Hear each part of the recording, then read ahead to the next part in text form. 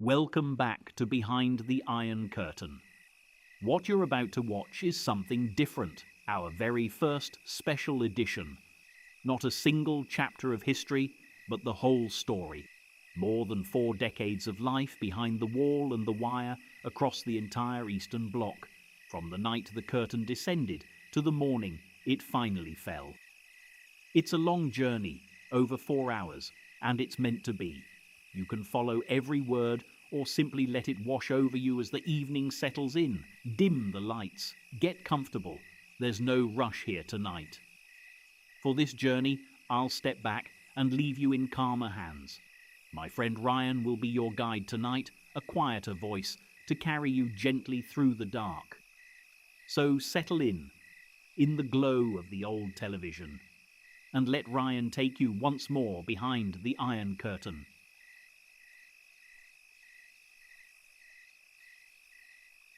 In the spring of 1945, the war in Europe ended in rubble. From Berlin to Budapest, soldiers of the Red Army marched west across a continent of ruined cities, and behind them came a new order that would last almost half a century.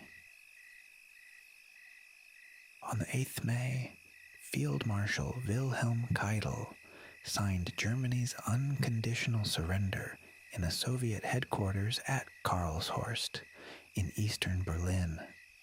For the peoples between the Baltic and the Black Sea, liberation from Hitler arrived hand in hand with a new occupier. That February, the 3 Allied leaders had met at Yalta in Crimea. Roosevelt, Churchill, and Stalin promised free elections in liberated Europe, but Soviet armies already stood on Polish and Hungarian soil, and possession outweighed promises. In Potsdam that July, a new American president, Harry Truman, faced Stalin across the table. Germany was carved into 4 occupation zones, and its eastern provinces handed to Poland. The wartime alliance was already cooling into suspicion. Across the occupied lands, millions were on the move. German civilians were expelled from Silesia, the Sudetenland, and East Prussia, trekking west with hand carts. Some 12 million people were driven from homes their families had held for centuries. For women in the path of the armies, the peace brought fresh terror. In Berlin, Vienna, and across the eastern provinces, Red Army soldiers committed mass rape on a scale historians count in the hundreds of thousands. The silence afterward lasted decades. In Hungary, the Red Army stripped factories, locomotives, and grain as war reparations and shipped them east. Hundreds of thousands of Hungarian and German civilians were rounded up for forced labor in the Soviet Union, a deportation locals called Malenki Robot. The Soviet method was not yet open dictatorship. Communists joined broad coalition governments, taking the modest-sounding ministries of the interior and the police. From those offices, they would control the courts, the prisons, and ultimately the elections. The Hungarian communist leader, Matyas Rákosi, gave the strategy a name. His rivals, he said, would be cut off one slice at a time, like a salami. Each faction would be isolated, smeared, and destroyed while the others looked on, relieved to be spared. For a moment, the ballot box still worked. In Hungary's free election of November 1945, the Smallholders Party won an outright majority with 57%. The Communists took 17. The result would be quietly strangled over the following 2 years. In Poland, the script was darker still. The Soviet-backed Lublin Committee, not the London government in exile, took power. The June 1946 referendum and the January 1947 elections were openly falsified.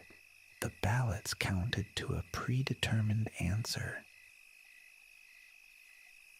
Poland's underground had not surrendered. The cursed soldiers, partisans of the anti-communist resistance, kept fighting in the forests. Captured leaders of the wartime Home Army were tried in Moscow in 1945, accused of conspiracy against the Soviet Union. In Romania, King Michael still reigned, but real power drained away. In March 1945, under Soviet pressure delivered personally by Andrei Vyshinsky, the king was forced to appoint the pro-communist government of Petru Groza, a turning point his country never reversed. Bulgaria's path ran through the gallows. The Fatherland Front, dominated by communists, staged people's tribunals that condemned thousands of the old elite. In February 1945, 3 former regents and dozens of ministers were executed in a single night. In each capital, the secret police took shape under Soviet tutelage. Poland's Urząd Bezpieczeństwa, Hungary's AVO, Romania's Securitate, Bulgaria's Državna Sigurnost. Their interrogation cellars and informer networks would become the true government of the bloc. On the 5th March 1946, at Fulton, Missouri, Winston Churchill gave the new reality a phrase. From Stettin on the Baltic to Trieste on the Adriatic, he warned, an iron curtain had descended across the continent. The image would outlive him. In June 1947, the United States offered Marshall Plan aid to all of Europe, ruins and victors alike. Stalin forbade his satellites to take it. Czechoslovakia, which had said yes, was summoned to Moscow and made to reverse course within days. That September, communist parties from across Europe gathered at Szklarska Poręba in Poland to found the Cominform. Andrzej Zhdanov declared the world split into 2 camps. Discipline replaced debate. Moscow's line was now binding from Warsaw to Sofia. Germany's division was hardening into permanence. In the Soviet zone, the Communist and Social Democratic parties were forcibly merged in 1946 into the Socialist Unity Party, the SED, under Walter Ulbricht. A separate German state was taking shape in the east. In Czechoslovakia, democracy still breathed. President Edvard Beneš and Foreign Minister Jan Masaryk, son of the republic's founder, led a coalition in which communists held the premiership and the police, but not yet the whole state. That balance was about to break. In February 1948, the crisis came. 12 non-communist ministers resigned in protest, expecting Beneš to call elections. Instead, the communist premier, Clement Gottwald, filled the streets with armed workers' militias and demanded the ministers be replaced by his own men. Ailing and surrounded, Benish surrendered. On 25th of February, he accepted a communist-dominated cabinet. Without a shot fired in open battle, the only working democracy in the bloc fell. The West watched and drew its own grim conclusions. 2 weeks later, on 10th March, Jan Masaryk was found dead in the courtyard, below his bathroom window at the Foreign Ministry. The official verdict was suicide. Most of his countrymen believed he had been thrown. The truth remains contested still. Then a fracture opened that even Stalin had not foreseen. In Yugoslavia, the partisan leader Josip Broz Tito had won his own war and owed Moscow little. He built his own party, his own army, his own foreign policy. Stalin demanded obedience. In June 1948, the Cominform expelled Yugoslavia, accusing Tito of nationalism and betrayal. Stalin boasted he had only to lift a finger, and Tito would fall. He lifted it, and nothing happened. Yugoslavia became the heretic that survived. The break sent a shudder through every party in the bloc. Anyone suspected of sympathy with Tito's independence was now a Titoist traitor. The purges that followed would consume not only the old enemies, but the communists' own leaders. While the East consolidated, Germany became the open wound. In June 1948, the Western powers introduced a new currency, the Deutsche Mark, in their zones. Stalin answered by sealing every road, rail line, and canal into West Berlin. 2 million West Berliners, deep inside the Soviet zone, were cut off from food and coal. Stalin gambled that hunger would force the Allies out. Instead, the West chose the sky, launching the largest aerial supply operation in history. Day and night, American and British aircraft landed at Tempelhof and Gatow, one every few minutes at the peak. They flew in coal, flour, and medicine, and even the children's chocolate dropped by parachute from the candy bomber pilots. For nearly 11 months, the airlift held. By May 1949, Stalin admitted defeat and reopened the roads. But the city and the country were now split for good. In October, 2 German states were born, the Federal Republic and the German Democratic Republic. East of the new border, the parties moved from controlling the state to remaking society itself. Banks, mines, heavy industry, and large estates were nationalized. The factory owner and the landlord were declared enemies of the people overnight. Land reform came first, then its reversal. The great estates were broken up and handed to landless peasants who were grateful. Then the state began herding those same peasants into collective farms, and the gratitude turned to resistance. Collectivization was war on the countryside. Peasants who resisted joining the cooperatives were branded kulaks, taxed into ruin, beaten, or deported. In village after village, families surrendered the animals and tools their grandparents had owned. Over the fields rose the icons of the new faith.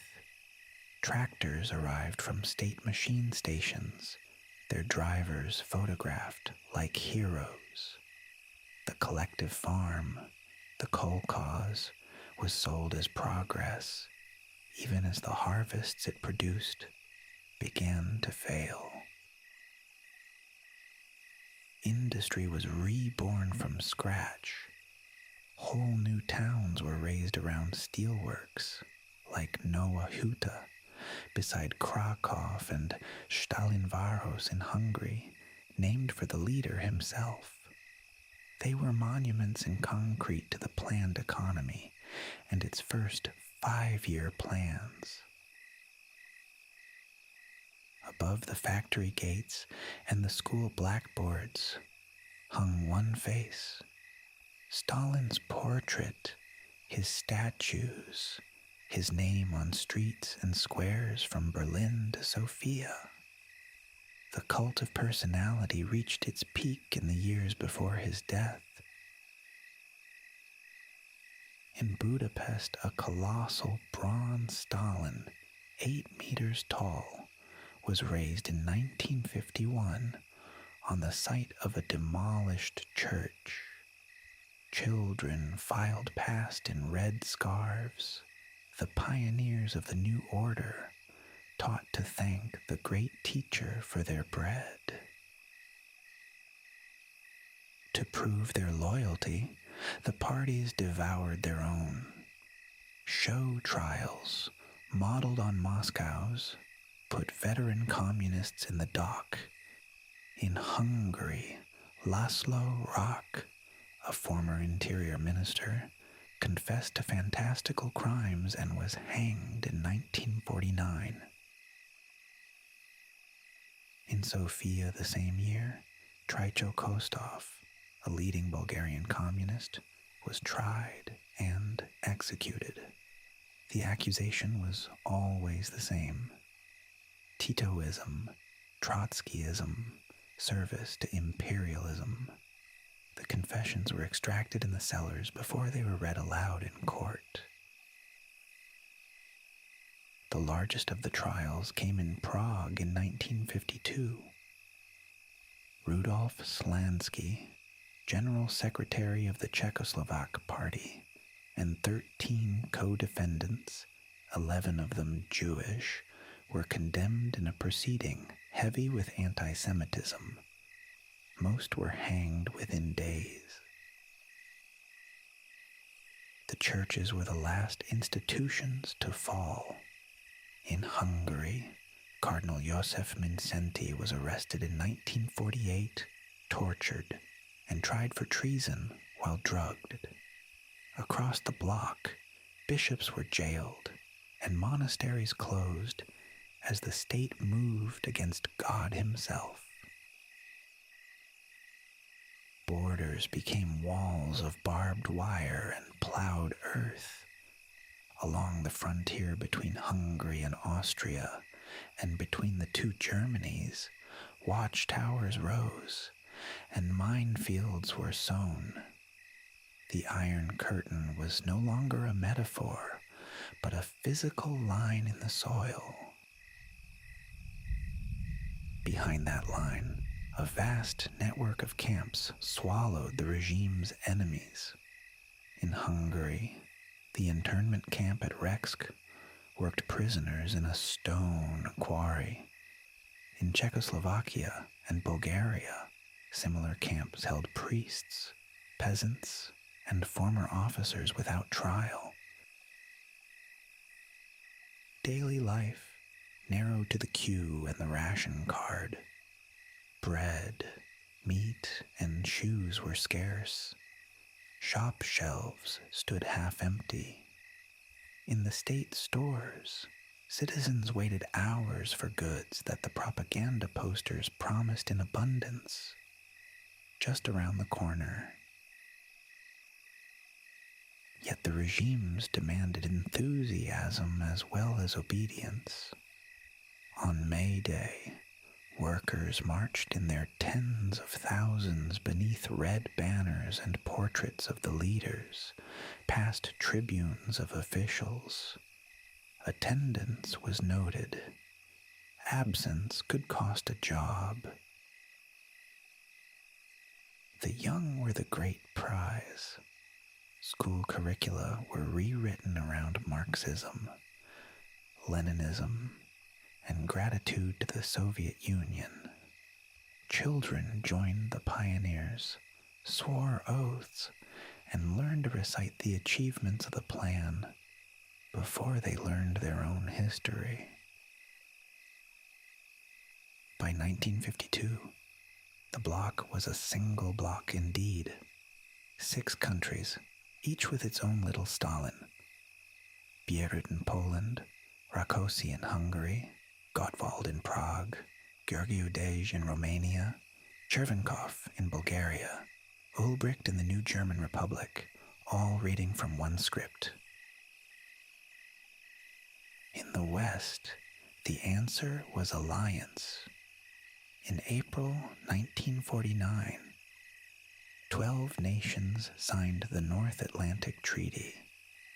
The line across Europe was now drawn in soldiers as well as in wire, 2 armed worlds facing each other across a divided Germany. Then, on 5th March 1953, the script lost its author. Joseph Stalin died at his dacha outside Moscow after a stroke. For 3 days his body lay in state, as crowds wept and were crushed in the streets, mourning the man who had built their cage. The curtain had descended, and behind it sat half of Europe, sealed and silent.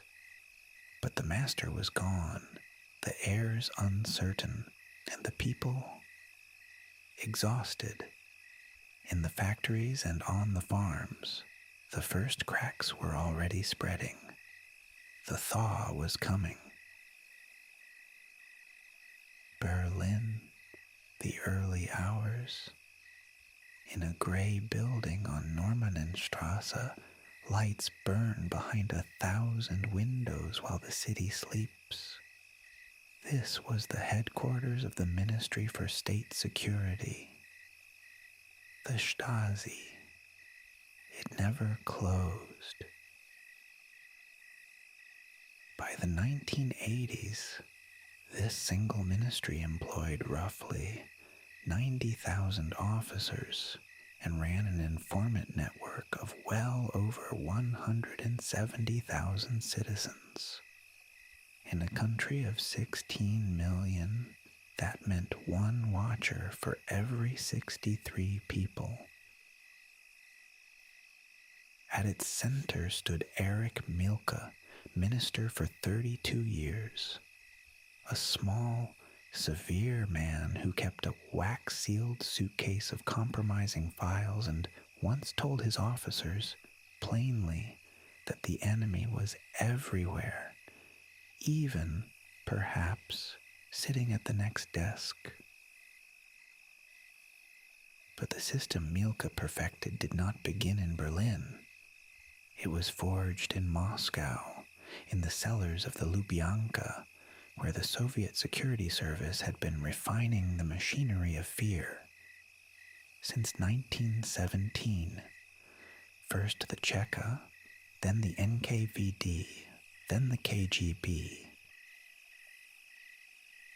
After 1945, Soviet advisors fanned out across the new satellite states, carrying blueprints and methods. Each country would build its own secret police in Moscow's image, and each would learn the same lesson, that loyalty must be manufactured, watched, and never assumed. In Hungary, the instrument was the AVH, the State Protection Authority. Its headquarters at 60 Andrássy Avenue in Budapest had once been the home of the wartime Arrow Cross. Now the same cellars served a new master with the same purpose. Its chief was Gabor Peter, a former tailor turned spy master. Under him, the AVH grew into a state within the state. Tens of thousands of officers and informers, with its own troops, its own prisons, and a budget answerable to almost no one. In Poland, the service was the UB, later the SB. In Czechoslovakia, the STB. In Romania, the Securitate. In Bulgaria, the Državna Sigurnost. Different names, different languages, one architecture of suspicion exported from a single source. The first task of every service was to find enemies, and where enemies did not exist, to invent them. In the early 1950s, this hunger turned inward, devouring even the loyal communists who had built these states. The era of the show trial had begun. In Budapest, in September 1949, Laszlo Rak stood accused. He had been Hungary's interior minister, a war hero, an old communist. Now he confessed, in a flat voice, to being a Titoist spy and an imperialist agent. None of it was true. The confession had been beaten and rehearsed out of him over weeks of interrogation. He was promised his life in exchange for the performance. The promise was a lie. On the 15th of October, Rajk was hanged with 2 co-defendants outside Budapest. 3 years later, Prague staged a grander spectacle. 14 senior communists, 11 of them Jewish, were tried together. At the center stood Rudolf Slansky, until recently the second most powerful man in Czechoslovakia, now branded the head of a Zionist conspiracy. The defendants read scripts they had memorized in their cells. 11 were sentenced to death and hanged in December 1952. Their ashes, it was later said, were scattered on an icy road to give a Prague police driver some grip in the snow. The trial sent a message downward through every street and tenement. If the men who founded these states could vanish overnight, no one was safe. And so the second great instrument took over, not the spectacle of the court, but the silence of the informer. The Stasi called them inoffiziell Mitarbeiter, unofficial collaborators. They were not spies in trench coats. They were colleagues, neighbors, bartenders, doctors, sometimes husbands and wives, recruited to report on the people closest to them.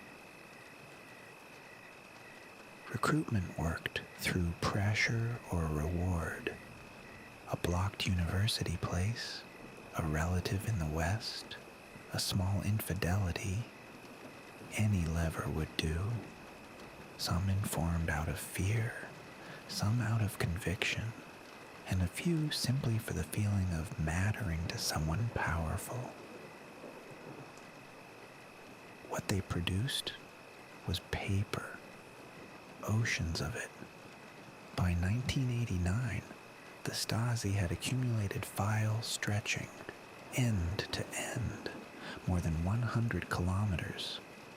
Card indexes recorded the names of roughly 6 million people in a nation of 16 million. They cataloged everything.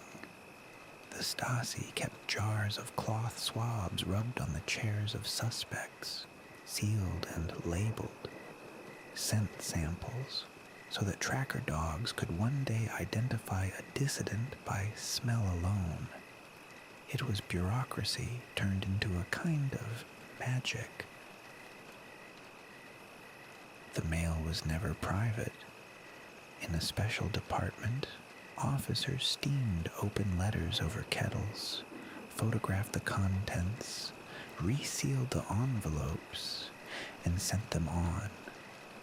In a single Stasi region, tens of thousands of letters were opened every single day. Cash found inside the letters, Deutschmarks sent by relatives in the West, was simply confiscated. Over the years, the Stasi skimmed an estimated 32 million West German marks from the post, a quiet theft hidden inside the daily violation of trust. Telephones were tapped from windowless rooms full of reel-to-reel recorders. In Budapest, Prague, Warsaw, and Sofia, operators sat in shifts with headphones, transcribing conversations between lovers, friends, and strangers who believed, wrongly, that no one was listening. Microphones were hidden in walls, in light fittings, in the frames of hotel beds. The Stasi developed cameras concealed in watering cans, in handbags, in the doors of trabants. Surveillance disguised as the most ordinary objects of socialist life. For those who drew real attention, surveillance gave way to detention. In the Stasi remand prison at Hohenschönhausen in Berlin, a new arrival did not even know where he was. Prisoners were driven in by circuitous routes in vans marked as delivery trucks. Inside, the cells were small, the lights never fully off. Interrogations ran through the night in bare rooms with a desk, a chair bolted to the floor, and an officer who already seemed to know everything. The method was patience, exhaustion, and the slow erosion of the self. The Stasi gave this psychological warfare a name: Zersetzung, decomposition. They would not always arrest a troublemaker. Instead, they would unpick his life, spread rumors, sabotage his career, break up his marriage, until the man came apart without a single blow. In Romania, the Securitate ruled through a colder, hungrier fear. Founded in 1948 under the slogan of defending the people's gains, it answered ultimately to one man, Nicolae Ceausescu, who trusted almost no one, least of all his own. The Securitate's reach was suffocating. Every typewriter in Romania had to be registered, its typeface filed with the police, so that any anonymous leaflet could be traced to the machine that printed it. Even the act of writing was placed under guard. Romanians whispered that 1 in 4 citizens informed for the Securitate. The true figure was smaller, but the rumor did the work the police could not. It meant you could trust no one, and so you policed yourself. Fear became its own quiet bureaucracy. In Poland, the Służba Bezpieczeństwa, the SB, fought a longer, harder war because Poland resisted more openly. The Catholic Church, the universities, and from 1980, the Solidarity movement gave the state 10 million enemies it could not simply hide. The SB's most notorious crime came in October 1984. 4 officers abducted Father Jerzy Popiełuszko, a young priest who preached freedom in Warsaw. They beat him, bound him, and threw him into a reservoir. His murder shocked even a hardened nation. 100,000 mourners came to his funeral in Warsaw, and his grave became a place of pilgrimage that the SB could watch but never close. The body they had tried to make disappear became, instead, the most visible accusation against them. In Czechoslovakia, the SB hunted a quieter rebellion. After the crushing of the Prague Spring in 1968, dissent retreated into kitchens and cellars, into typed pages passed hand to hand, the underground literature they called samizdat. When the playwright Václav Havel and others signed Charter 77, demanding the rights their own constitution promised, the STB answered with harassment, dismissal, and prison. Havel was jailed 3 times. The watchers parked outside his flat became part of the furniture of his life. In Bulgaria, the Državna Sigurnost worked in the longest shadow, closest of all to Moscow. Most of its victims are still half forgotten, but one operation reached out of Sofia and across a continent into the heart of London. On a September day in 1978, the dissident writer Gorky Markov was waiting at a bus stop on Waterloo Bridge. He felt a sharp jab in his leg. A stranger with an umbrella apologized and walked away. 4 days later, Markov was dead. A tiny platinum pellet, no bigger than a pinhead, had been fired into his calf, carrying a dose of ricin. The umbrella had been engineered as a weapon. The Bulgarian service, it was concluded, had killed a man with the most English of objects. Above all these national services sat the KGB, coordinating, training, and occasionally directing. Its officers held posts in every bloc capital. On its general in Berlin in the 1980s was a young, ambitious lieutenant colonel named Vladimir Putin. The whole apparatus rested on a single, corrosive idea that the citizen could not be trusted with his own thoughts.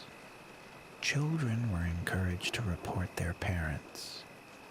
In schoolrooms across the block, a teacher's casual question could decide a family's future. The deepest wound was not the prison or the tap. It was what the system did between people. A man learned to lower his voice in his own kitchen. A woman wondered whether the friend across the table was writing it all down. Trust itself was made dangerous. And the watchers were watched in turn. Informers reported on each other. Officers kept files on their colleagues. The machine consumed its own servants until paranoia ran in an unbroken circle, from the lowest collaborator to the minister in his sealed office. Yet the files held a strange power that would one day turn against their makers. Every confession typed, every report filed, every photograph clipped in place was evidence, not only against the victims, but against the state that had ordered it all.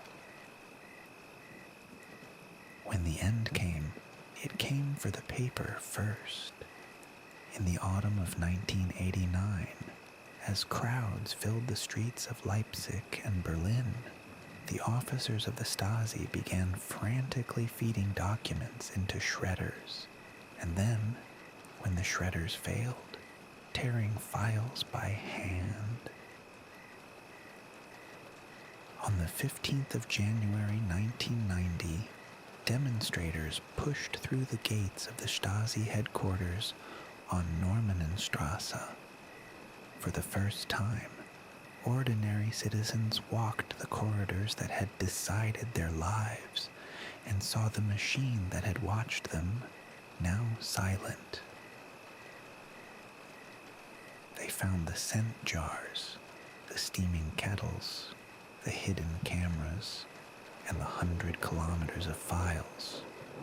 Workers had stuffed shredded pages into thousands of sacks. Decades later, archivists are still piecing those fragments back together, one torn scrap at a time. A law was passed that did what no other country quite dared. It let citizens rid their own files. Germans queued to discover who had informed on them. Some learned that the betrayer was a colleague. Some learned it was a friend. Some a husband or a wife. In Hungary, in 1956, the fear had briefly broken into the open. When revolution came, crowds dragged AVH men from the besieged Budapest party headquarters on Köztársaság Square. The hatred of the secret police was, for a few October days, total and unguarded. But that revolution was crushed by Soviet tanks within weeks, and the watching resumed under a softer name. Across the bloc, the lesson held for 3 more decades. The machine could be hidden, renamed, and reformed, but it would not voluntarily let go. In Romania, the reckoning was bloodiest. In December 1989, as the regime fell, Securitite snipers fought on in the streets of Bucharest and Timișoara. Ceausescu and his wife were tried in a bare room and shot on Christmas Day. By the early 1990s, the great secret services were gone, disbanded, renamed, or buried in their own archives. What remained were the files, the confessions, the scent jars, the names. A whole society could now read the record of its own fear. The eyes had closed at last, but the block those eyes had guarded was already fracturing for deeper reasons. In the empty shops, the rationed bread, the long gray queues of an economy that could no longer feed its promises. That is where we turn next. Before dawn in Warsaw, the line is already formed. Women in headscarves stand against a gray apartment block, folding stools beside them, thermoses in gloved hands. The shop will not open for 3 hours. Nobody knows yet what it will sell. This was the daily arithmetic of socialism. The planned economy promised abundance, full employment, prices frozen for decades. Instead, it produced a permanent paradox. Factories ran day and night, wages were paid, and the shelves of the state shops stood bare. In Moscow, the official sign read, "Gastronom," the food hall.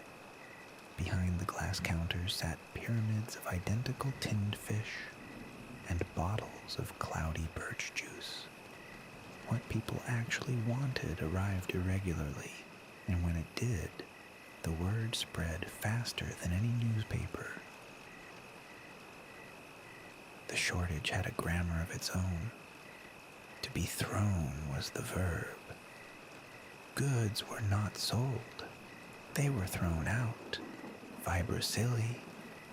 When oranges appeared in a Leningrad shop, the cry went down the street, and within minutes, 100 people materialized from nowhere. Every Soviet citizen carried an avoska, the just-in-case bag, a net pouch folded into a pocket. You took it everywhere because you never knew when fortune would throw something worth catching. The bag was a portrait of an entire economic system. To queue was to belong to a society of strangers bound by waiting. You asked who was last, took your place, and learned a name written on your palm in ballpoint, the number that proved your right to the meat that might or might not come. The patience had limits. In June 1962, in Novocherkassk, workers at the locomotive plant walked out when meat and butter prices jumped a third overnight, while their pay was cut. They marched on the city party building, carrying a portrait of Lenin. Soldiers opened fire on the unarmed crowd. At least 26 were killed, the square hosed of blood, the bodies buried in unmarked graves far from the city. The massacre stayed an official secret for almost 30 years, until the Soviet Union itself was dying. For the planters in Gosplan, the trouble began in the fields. Stalin had crushed the peasantry into collective farms, the kolkhozy, in a campaign that brought famine to Ukraine and Kazakhstan. The land never fully forgave the violence done to it. Khrushchev gambled on the steppe.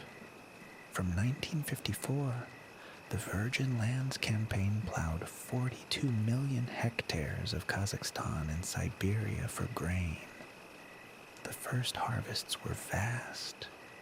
Then the topsoil blew away in dust storms, and the bumper years turned barren. By 1963, the harvest failed so badly that Khrushchev did the unthinkable. The country that had exported grain to feed the revolution now spent its gold reserves buying wheat from Canada and the United States, the enemy across the ocean. The private plot saved the system from itself. On the tiny garden allotments, peasants were grudgingly allowed scarcely 3% of the land. Families grew a quarter of the nation's potatoes, eggs, and milk. Private hands fed the collective state.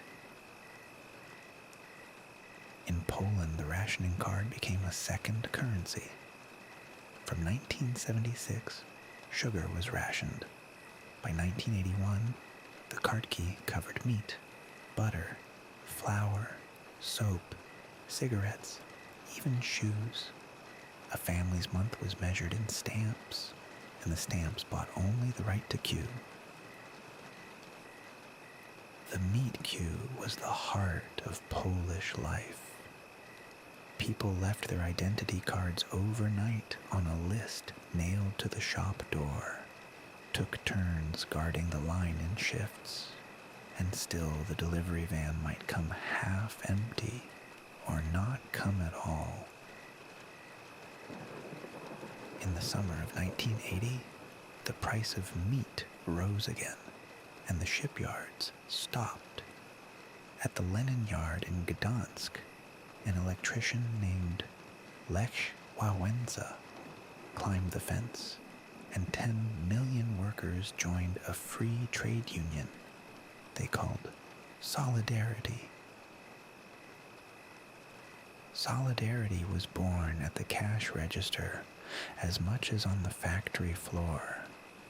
Its demands began with bread. When General Jaruzelski declared martial law in December 1981, tanks rolled out partly to defend a queue the state could no longer fill. Beyond the empty state shops glittered another world, paid for in dollars and Deutschmarks no ordinary citizen was supposed to hold. In Poland, it was called Puex. Its shelves held Coca-Cola, Marlboro, Levi's, and Swiss chocolate behind plate glass. In East Germany, the equivalent was the Intershop, found at border crossings and railway stations, scented with real coffee and Western soap. East Germans without dollars pressed their faces to the windows of a homeland they were forbidden to buy from. The hard currency shops split every nation in two. Those with a Western relative or a black market hustle, and those without. A worker could earn a doctor's monthly wage in an afternoon, selling dollars in the alley behind the Puex. Everything missing from the shops could be found on the black market at a price. In Russian, it was Nalevo. On the left, the sideways economy of bribes and favors. The factory storeroom, the loading dock, the warehouse clerk. These were the real shops. In Hungary, the regime made a quiet bargain. Under János Kadar, goulash communism let small private trade breathe, and the shops of Budapest looked almost prosperous. The price was a mountain of Western debt the country could not see beneath the salami. Even goulash communism queued for one thing above all: the car. A Hungarian who ordered a Trabant or a Wartburg in 1975 paid in full, then waited. The promised delivery date might fall 5, 6, even 10 years into the future. The Trabant itself was a confession in plastic. Its body was duroplast, cotton waste pressed into resin. Its two-stroke engine left a blue haze and 26 horsepower. East Germany built it almost unchanged for nearly 30 years. To order one at the VEB Sachsenring, works in Zwickau, was to join a list of millions. The average wait stretched past 12 years. Parents put newborns on the list so the child might drive at university, and a battered used Trabant cost more than a new one. In the Soviet Union, the dream wore a different badge. The Lada, built at the giant Volsky plant in Togliatti from old Fiat tooling. Workers saved for a decade, then waited years more, and a car that left the gate could be resold the same day at a profit. A car was not transport, but capital, the single largest object a family could own. People guarded them under tarpaulins, drained the radiators against frost, hoarded a single spare tire for a decade. To lose a windscreen wiper was a small catastrophe.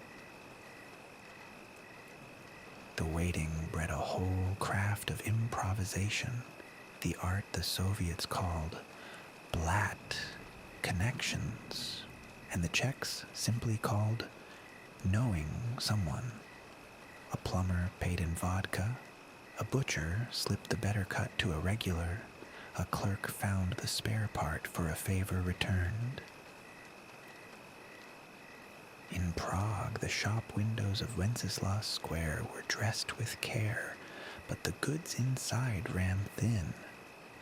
Czechoslovaks joked that they pretended to work and the state pretended to pay them, and between the two pretenses, the shelves emptied quietly.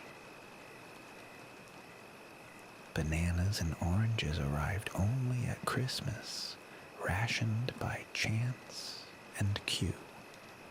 A Czech child remembered the single banana of the year as a marvel.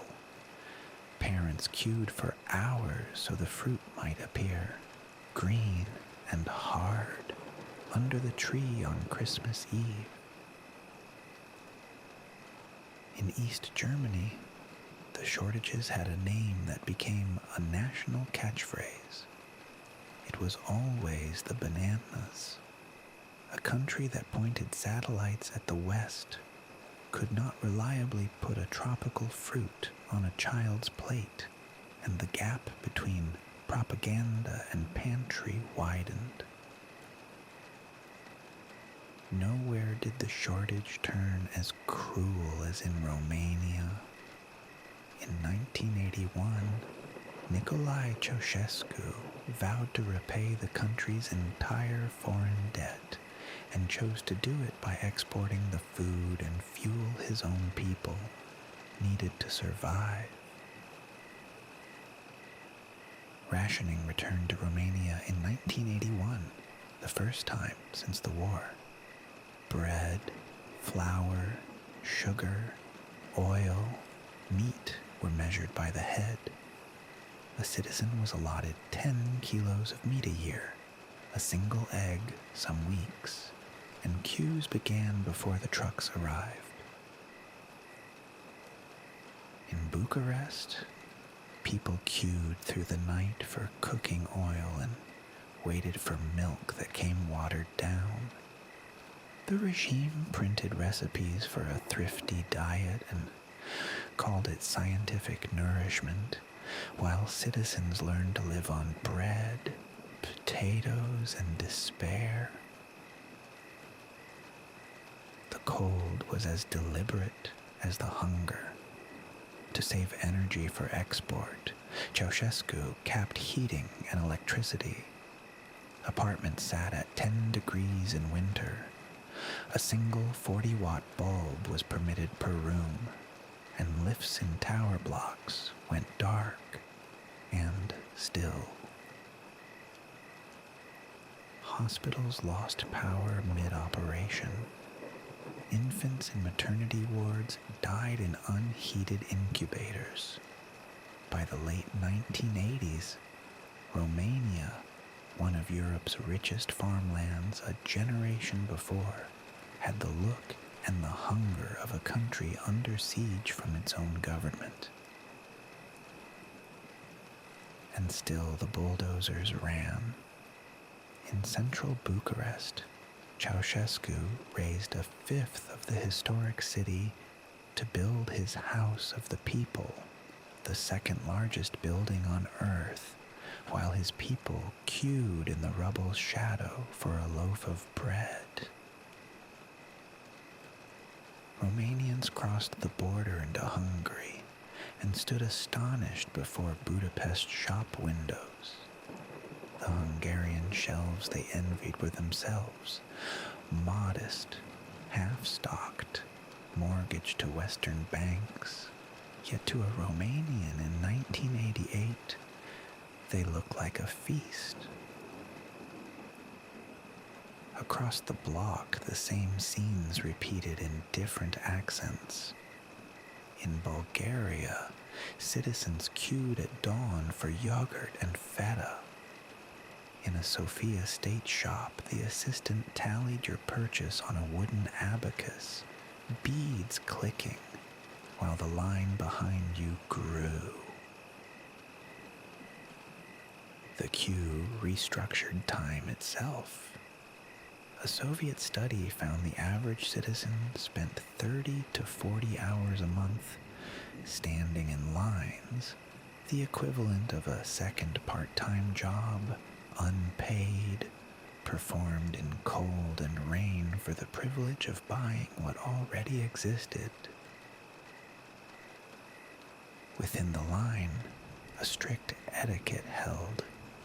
You could leave to run an errand if you marked your spot with a name and a number, but woe to the queue jumper. Fistfights broke out over a place. Pensioners and pregnant women fought for the front by ancient right. Vodka was the one reliable commodity, and the state both fed and feared the habit. When Gorbachev launched his anti-alcohol campaign in 1985, he tore up vineyards and rationed vodka, and the queues for the bottle grew longer than any for bread. Sugar vanished from Soviet shelves as people bought it to brew samagon, home liquor, in their bathtubs. The campaign meant to sober the nation, instead emptied another shelf, drained the state budget, and taught citizens once more that scarcity bred scarcity. Children grew up fluent in the language of want. A Polish boy could read a queue's length and guess its cargo. A Soviet girl knew to grab two of anything good, one to keep and one to trade. Scarcity was the first economics they ever learned. The kolkhoz that began the chapter never delivered on its promise. Soviet agriculture, swallowing a third of all investment, still could not feed the cities. Grain rotted in the rain for want of trucks, and a fifth of every harvest was lost between field and plate. By 1989, the Soviet shops were emptier than at any time since the war. In Moscow, rationing coupons returned for sugar and soap. Cigarettes disappeared, and crowds blocked traffic in tobacco riots when the kiosks ran dry. In East Germany, the shortage drove people to their feet. The Monday demonstrations in Leipzig swelled through the autumn of 1989, citizens chanting that they were the people, weary of waiting for everything from spare parts to the truth. When the Berlin Wall opened on the 9th of November 1989, the first thing many East Germans did was spend their 100-mark welcome money on bananas, oranges, and coffee, the fruit of 40 years of longing carried home in plastic bags. In Romania, the hunger ended in gunfire. That December, The people of Timișoara and then Bucharest rose against the man who had starved them. On Christmas Day, 1989, Nicolae Ceausescu and his wife were tried and shot against a barracks wall. The queues did not vanish with the regimes. For a time, they grew worse as old prices collapsed and new ones soared, and pensioners sold a single pair of shoes on the pavement to buy bread. The shortage economy had one last, bitter winter to give. But the shelves the state could never fill, the market soon would, with consequences nobody foresaw. For the citizens who had spent their lives in line, the harder question now arrived. Not what to buy, but who, in the new world, they were allowed to become. From a 10th floor window in Halle Neustadt, the view repeats itself to the horizon. Gray slabs, gray sky, a gray concrete plaza below. This is the engineered world the socialist state built to house its workers. Identical, rational, and entirely new. The problem these estates answered was real. The Second World War had left the bloc's cities gutted. Warsaw flattened, Dresden burned, Budapest's bridges in the Danube. Tens of millions had no decent home, often crammed 3 generations to a single room. The first socialist answer was not the panel, but the monument. Stalin's planners wanted cities that announced a new order. Wide ceremonial avenues, sandstone facades, columns and friezes. In East Berlin, they raised the Stalin Allee, 2 kilometers of workers' palaces. And where no city existed, the state simply decreed one. Outside Krakow, on farmland at Mogiła, planners drew Nowa Huta, a brand new town for 100,000 people, built around a single colossal steelworks, conceived as the ideal proletarian counterweight to bourgeois old Krakow. Its heart was the Lenin Steelworks, ground broken in 1949. Tens of thousands of peasants arrived from the villages to pour concrete and pour steel, sleeping in barracks, learning the rhythm of the blast furnace. The town and the mill grew together, a single industrial organism. Hungary built its own from nothing on the Danube's right bank. At the village of Dunapentale, the state laid out Stalinvaros, Stalin City, around the Danube ironworks. By 1951, the cornfields were a building site of 40,000 laborers. East Germany answered with Stalinstadt, raised beside a new iron-smelting combine on the Oder. Founded in 1950, it was the German Democratic Republic's first wholly socialist city. No church in the original plan, only flats, the works, and a house of culture. These towns shared a logic. The factory came first. The people were summoned to serve it. Streets were named for steel and for Stalin. After 1956, as the cult collapsed, the names quietly changed. Stalinvaros became Dunauvaros. Stalinstadt became Eisenhüttenstadt. But ornament was expensive, and there were never enough flats. In 1954, Nikita Khrushchev told Soviet builders to abandon decoration and embrace the factory-made panel. build fast, build cheap, build identical. The order rippled outward across every capital of the bloc. The first Soviet result was the Khrushchevka. 5 stories, no lift, low ceilings, tiny kitchens raised from concrete panels in weeks. Millions went up across the Union from the late 50s. Cramped and thin-walled, they were still, to their first tenants, a private miracle. The miracle was a door that locked on your own family.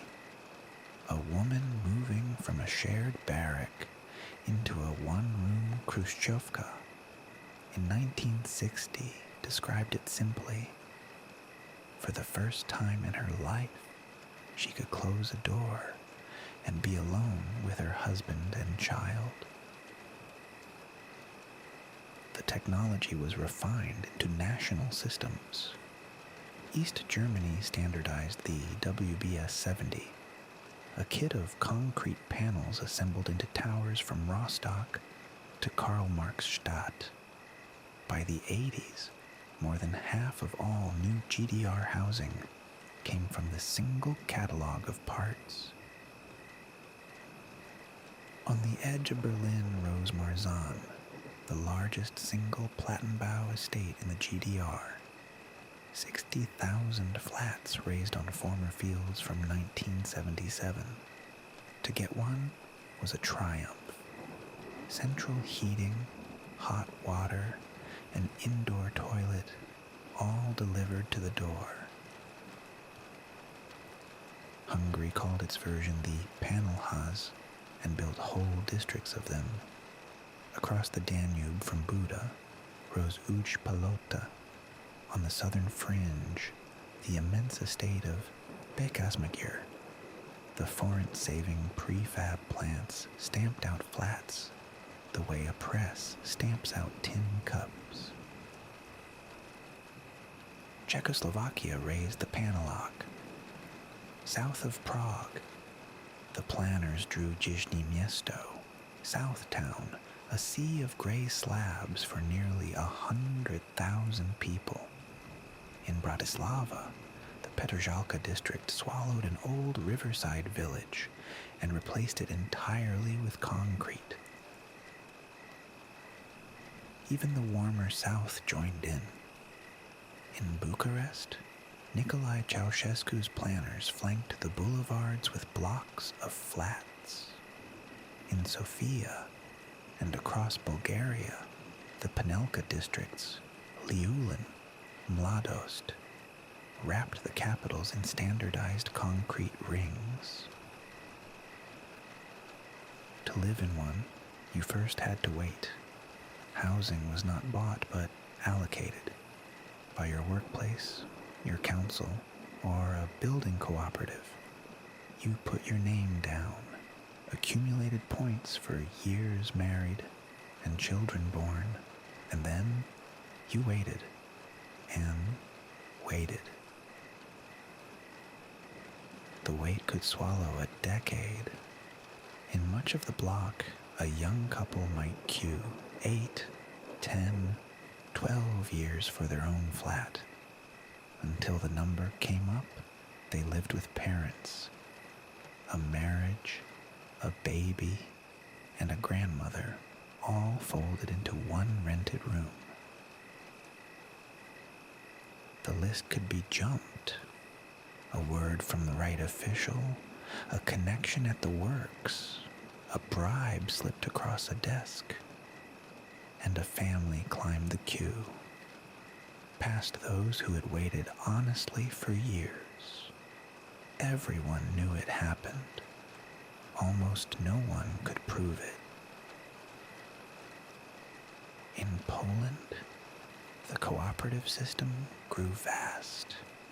The Spółdzielnia Mieszkaniowa took your savings deposit and a place in a list that might run 20 years long. Young families registered their newborns for flats the children would receive as grown adults. When the call finally came, the day was unforgettable. A truck or a borrowed trabant piled with a wardrobe, a sofa, a folded cot, children riding on the mattress, the long climb up an unfinished stairwell to a flat that still smelled of wet concrete. Inside, the flat was small and rational. A typical East German panel flat ran around 60 square meters for a family.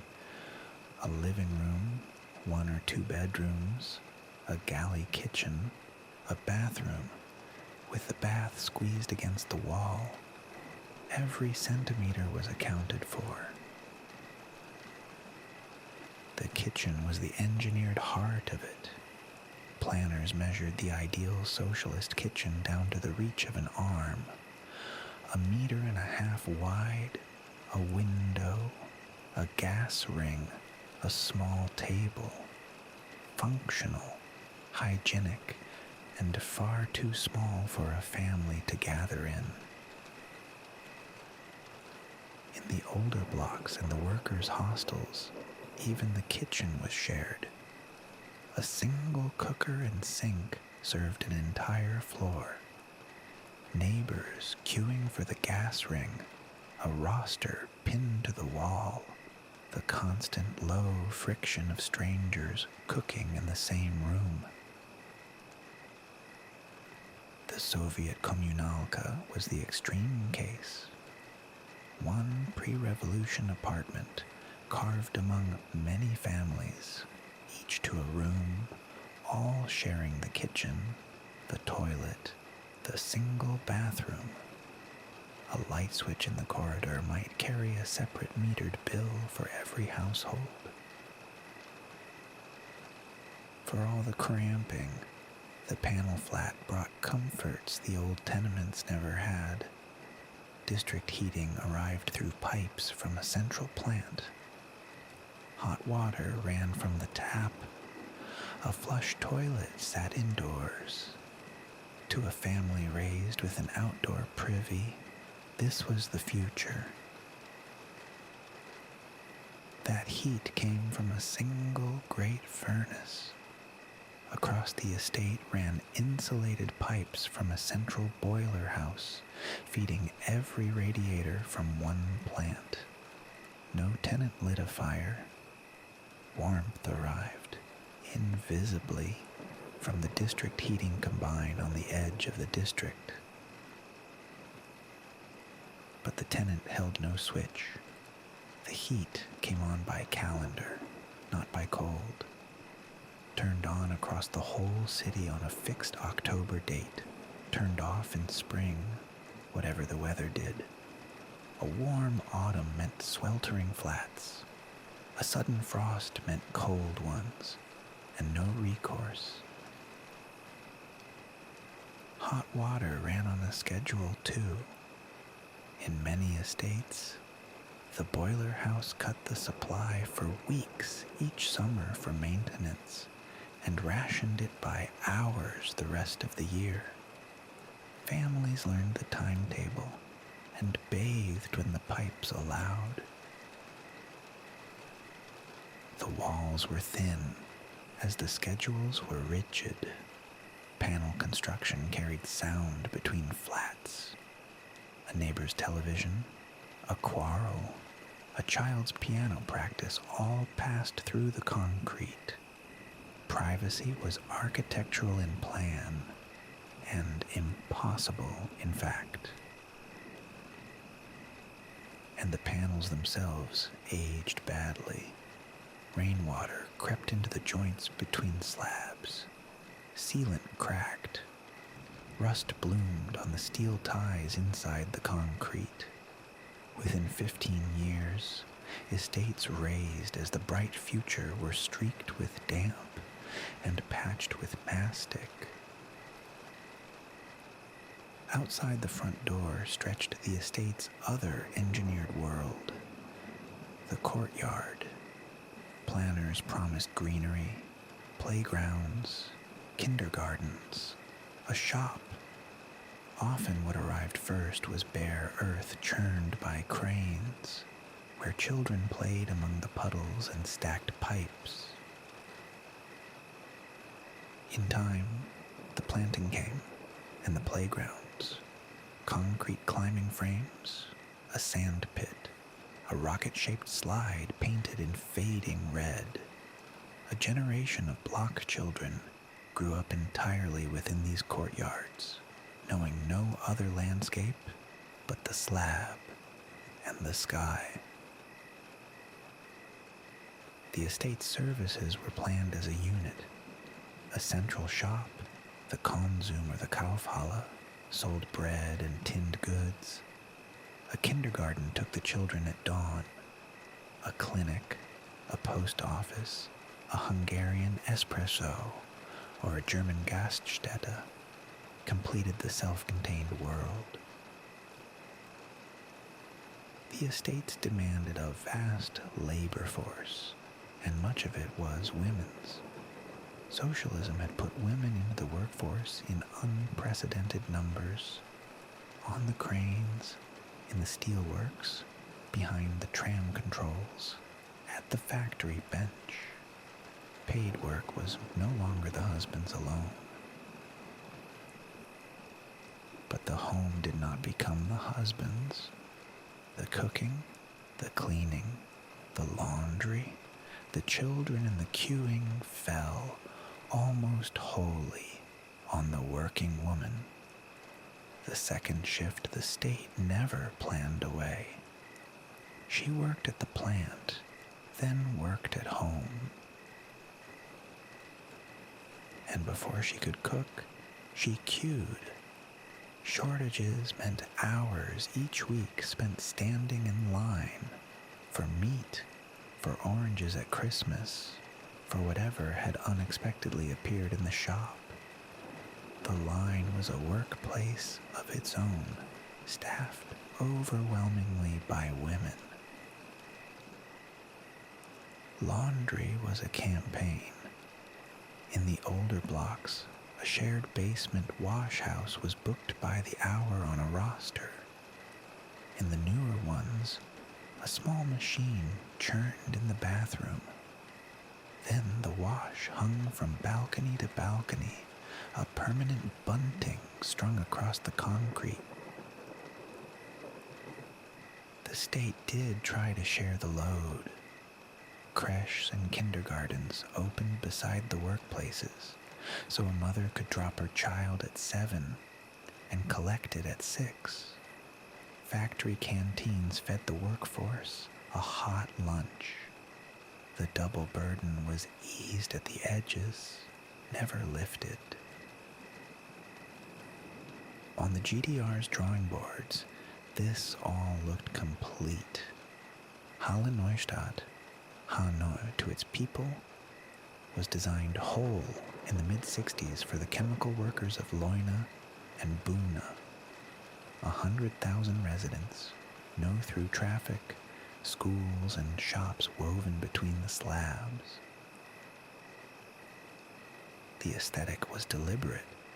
Concrete was not hidden, but declared. The grid of panel joints, the rhythm of identical windows, the mosaic mural on the gable end, celebrating cosmonauts or chemistry. Beauty, the planners insisted, lay in honest repetition and equality. Not everyone read it as beauty. To many, the estates were monotonous to the point of disorientation. Block after identical block, addressed only by number, so that a drinker or a stranger might wander for an hour unable to tell one entrance from the next. A whole national comedy turned on exactly this.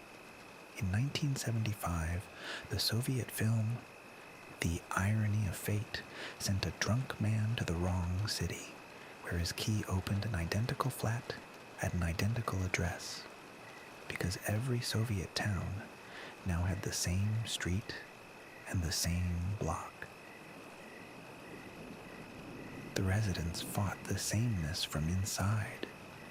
A balcony was glassed in, a hallway papered, a wall unit crammed with crystal and books, a rug hung at the head of the bed in the old custom. Within the standard shell, each family built a world that was unmistakably its own. The garage in the allotment offered escape. On weekends, the men retreated to rows of self-built garages to tinker with the Trabant or the Lada. Whole families fled to a dacha, or a hobby garden, a patch of soil, and a shed beyond the concrete to grow tomatoes and breathe. By the 80s, the cracks were structural and economic. The plants could no longer keep pace. Maintenance starved.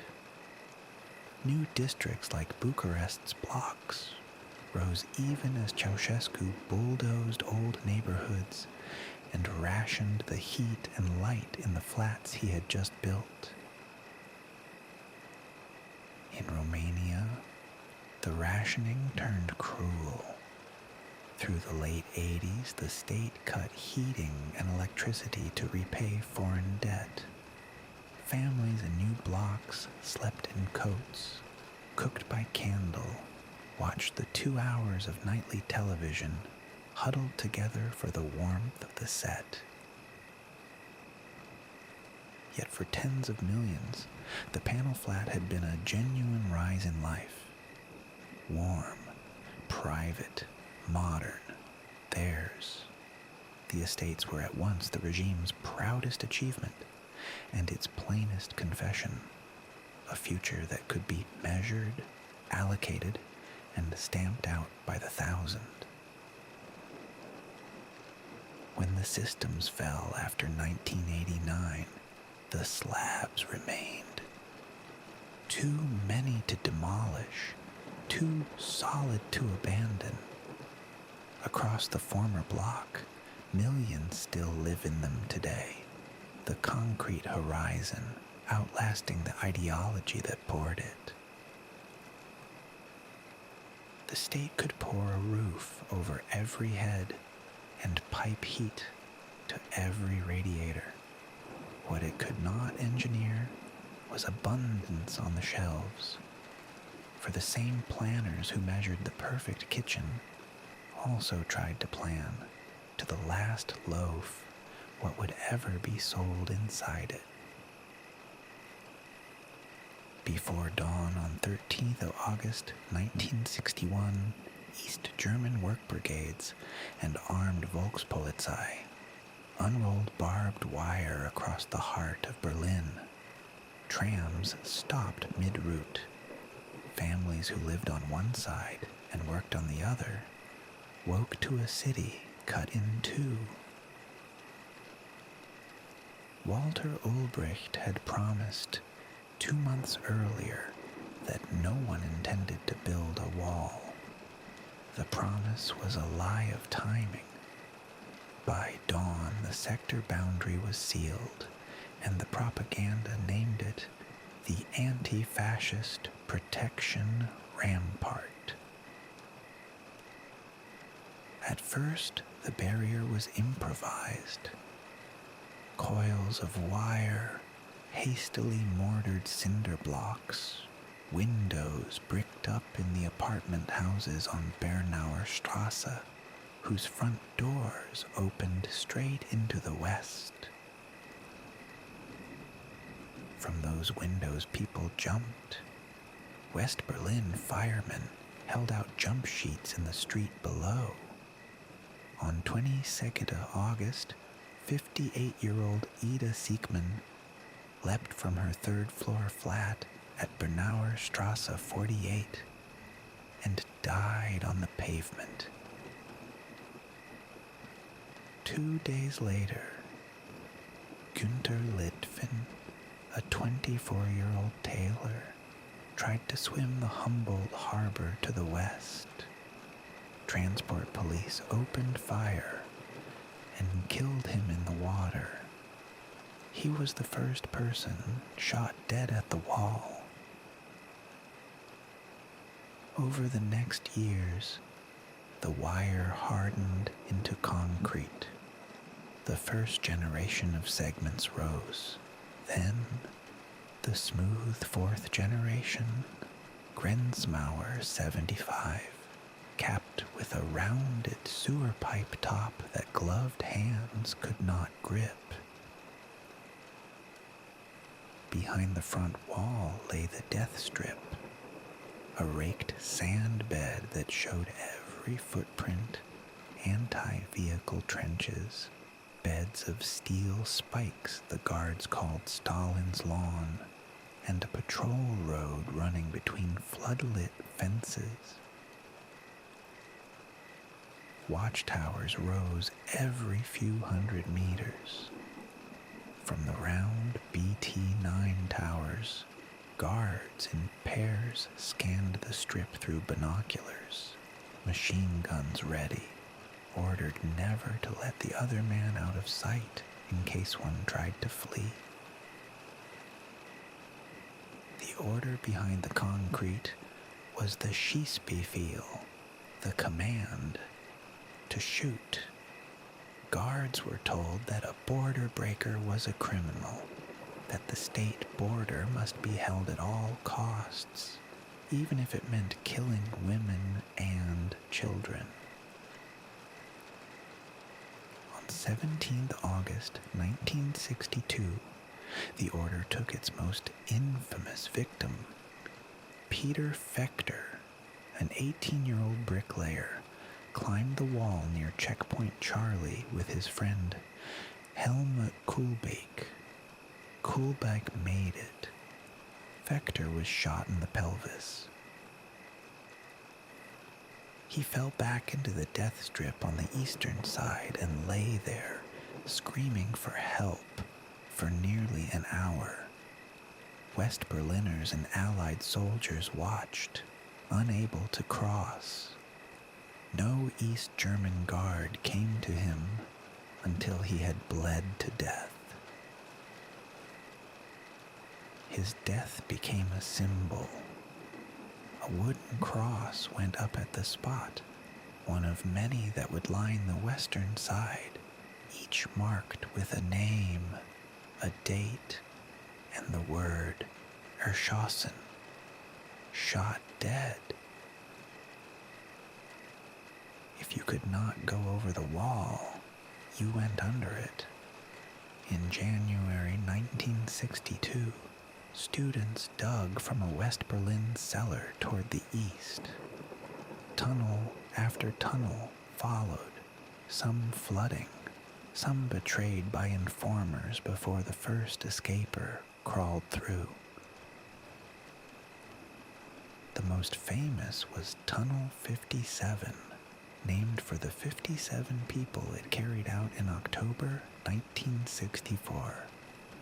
Diggers worked for months beneath a derelict bakery on Bernauer Strasse before a guard's gunfire ended the operation. Others used nerve instead of spades. In 1963, an Austrian, Heinz Meixner, measured his Austin Healey, removed the windscreen, and drove his fiancée and her mother under the barrier at Checkpoint Charlie, beneath the raised crossing pole. Cars were hollowed out, and people folded inside them. Fugitives hid in modified fuel tanks, in the dashboards of Isettas, in suitcases on the back seat, hoping the guards at the crossing would not probe too far. The wall was only the most visible scar. It ran 96 miles around West Berlin, but the inner German border stretched almost 900 miles from the Baltic coast down to the Czechoslovak frontier. Along that line, The regime built expanding metal fences too fine to climb, and in places the SM-70, a directional fragmentation mine, bolted to the fence that fired a cone of steel shrapnel when a tripwire was touched. Two brothers, Ingo and Holger Bethke, beat that line 3 different ways. In 1975, Ingo crossed the fortified Elbe on an air mattress. Years later, Holger flew over the wall on a homemade hang glider toward a Berlin rooftop. In 1989, the brothers returned for the third. Using 2 ultralight aircraft painted with Soviet stars, they flew from West Berlin into the east, landed near their last brother, and carried him back over the city by air. The boldest flight of all rose from Thuringia. 2 families, the Strelzics and the Wetzels, 8 people in all, spent 2 years secretly sewing a hot air balloon from taffeta, raincoats, and bed sheets in their attics. On the night of 16th of September 1979, they lit the burner and rose into the darkness over the border zone. The balloon climbed to over 2,000 meters, drifted 28 minutes through the cold, and came down near Naila in Bavaria. Such ingenuity carried a steady toll. At the Berlin Wall alone, at least 140 people died, and along the whole inner German border, the dead numbered in the hundreds, shot, drowned, blown apart, or killed in the attempt. Among the youngest was Chris Geffroy, a 20-year-old waiter shot in the chest in February 1989, the last person killed by gunfire at the wall, dying just 9 months before it opened forever. The dead at the wall had names that East Germany tried to erase. Marianetta Jurkowski, Dorit Schmiel, Michael Bittner, the Polish worker Czesław Kukuczka, shot inside a checkpoint. After 1989, researchers spent years recovering them one by one. The wire did not stop at Germany. Where Hungary met Austria, the bloc raised its first Great Barrier years before Berlin, a barbed wire fence laid in 1949 and seeded by the early 1950s with tens of thousands of landmines. Hungarian conscripts patrolled this frontier zone, a militarized strip several kilometers deep, that ordinary citizens needed a permit even to enter. Whole villages near the line were watched, their fields and footpaths logged. In the autumn of 1956, when revolution broke open the country, the guards stood aside. Some 200,000 Hungarians streamed west across this frontier, wading the marshes of the Hansag toward Andau in Austria. At the wooden bridge of Andau, peasants, students, and whole families crossed by night before Soviet sappers blew it apart. The writer James Missioner stood at the bank and watched the exodus pass into the west. After the revolt was crushed, Hungary rebuilt and modernized the line. the crude wartime mines were eventually cleared, replaced in the 1960s by an electric signal fence, the S-100, that alerted guards the instant a wire was touched. To the north, the Czechoslovak border with Austria and West Germany was sealed just as tightly. From 1951, the regime cleared a forbidden zone, demolished frontier villages, and strung a high-voltage electric fence through the Bohemian forest. The current ran at thousands of volts. Dozens of people were electrocuted against those wires, and guards' tracker dogs, run on long wires along the fence, brought down many who tried to slip through the woods.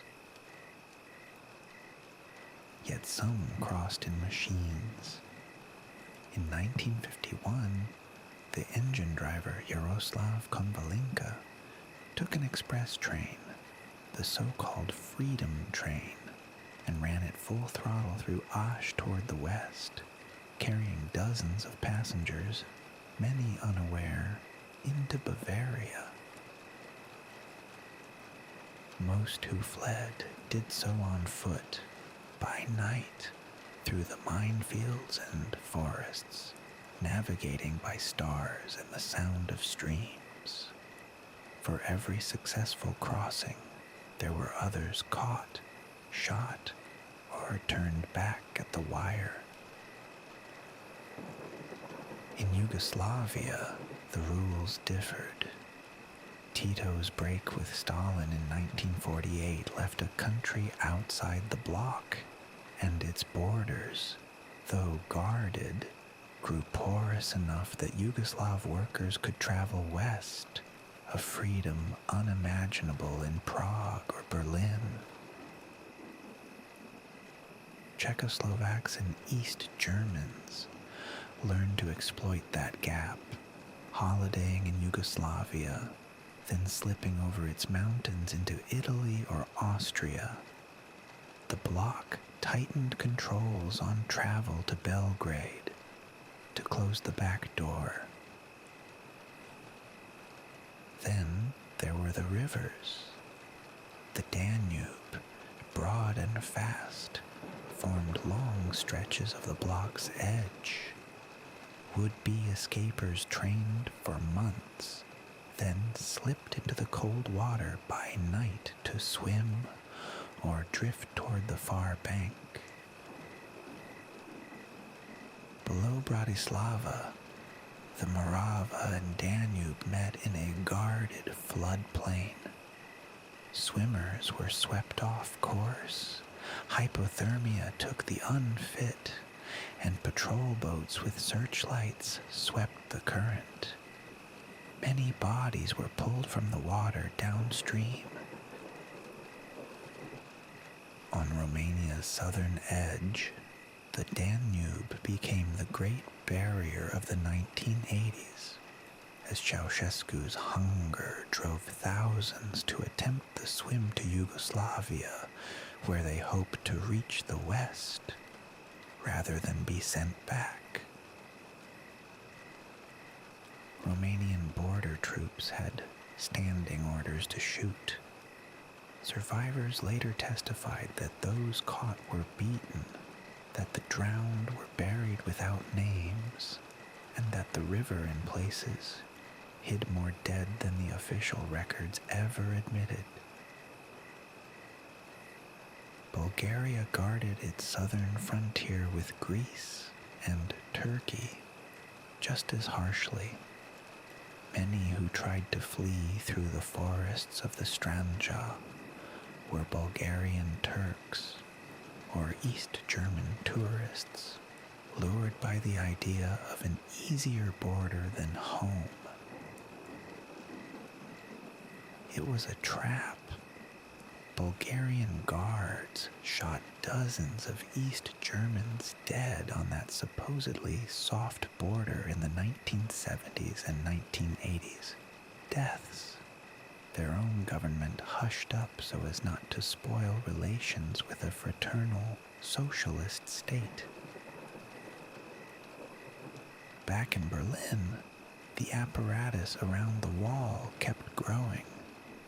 By the 1980s, it counted some 300 watchtowers, dog runs, contact fences, and a second hinterland wall, all watched from the east with telescopes and dossiers. The Stasi recruited informers among the would-be escapers themselves, escape helpers in the West, who smuggled people out for money or conviction, were hunted, infiltrated, and in some cases lured east to be arrested. Even those who never ran felt the wire. Families were split for decades, allowed only rare, supervised visits. Grandparents met grandchildren through glass, and letters were opened, read, and copied before they were delivered. The guards themselves were prisoners of the order, trained to distrust their own partners, rewarded for stopping escapes, and punished for letting them pass. Many later spoke of nightmares, of faces they had watched die in the strip. And still people kept trying. Right to the end, they swam, climbed, tunneled, and flew. Winfried Freudenberg, a 32-year-old engineer, drifted over Berlin in a homemade gas balloon in March 1989 and fell to his death. He was the last person to die fleeing across the Berlin Wall. For 28 years the barrier had held, and across the whole block, more than 1,000 people had been killed, trying to cross its many faces. Yet the wire that seemed eternal was already weakening, not in Berlin, but in Hungary. In May 1989, Hungarian soldiers, ordered by their own reforming government, began cutting the electric fence along the Austrian border with pliers. That single gap in the fence would unravel everything behind it. As thousands of East Germans realized the wire near Sopron was open, the long frozen block began to move, and a system built to hold people in started, finally, to give way. Every May the 1st, Moscow's Red Square filled before dawn. By 9, columns of workers from the hammer and sickle factory marched past Lenin's mausoleum, carrying paper flowers and portraits the size of doors. The state was watching itself perform. It was the same script in every capital. In Warsaw, plaque defilade before the Palace of Culture. In Bucharest, Piața Aviatorilor. In East Berlin, the Karl Marx Allee. Tens of thousands assembled, organized by workplace, counted by brigade, photographed from above. Attendance was rarely a choice. Factory committees drew up lists. Foremen ticked off names at the assembly point. A worker who skipped the march might find it noted in his cadre file, a small black mark that followed him for years.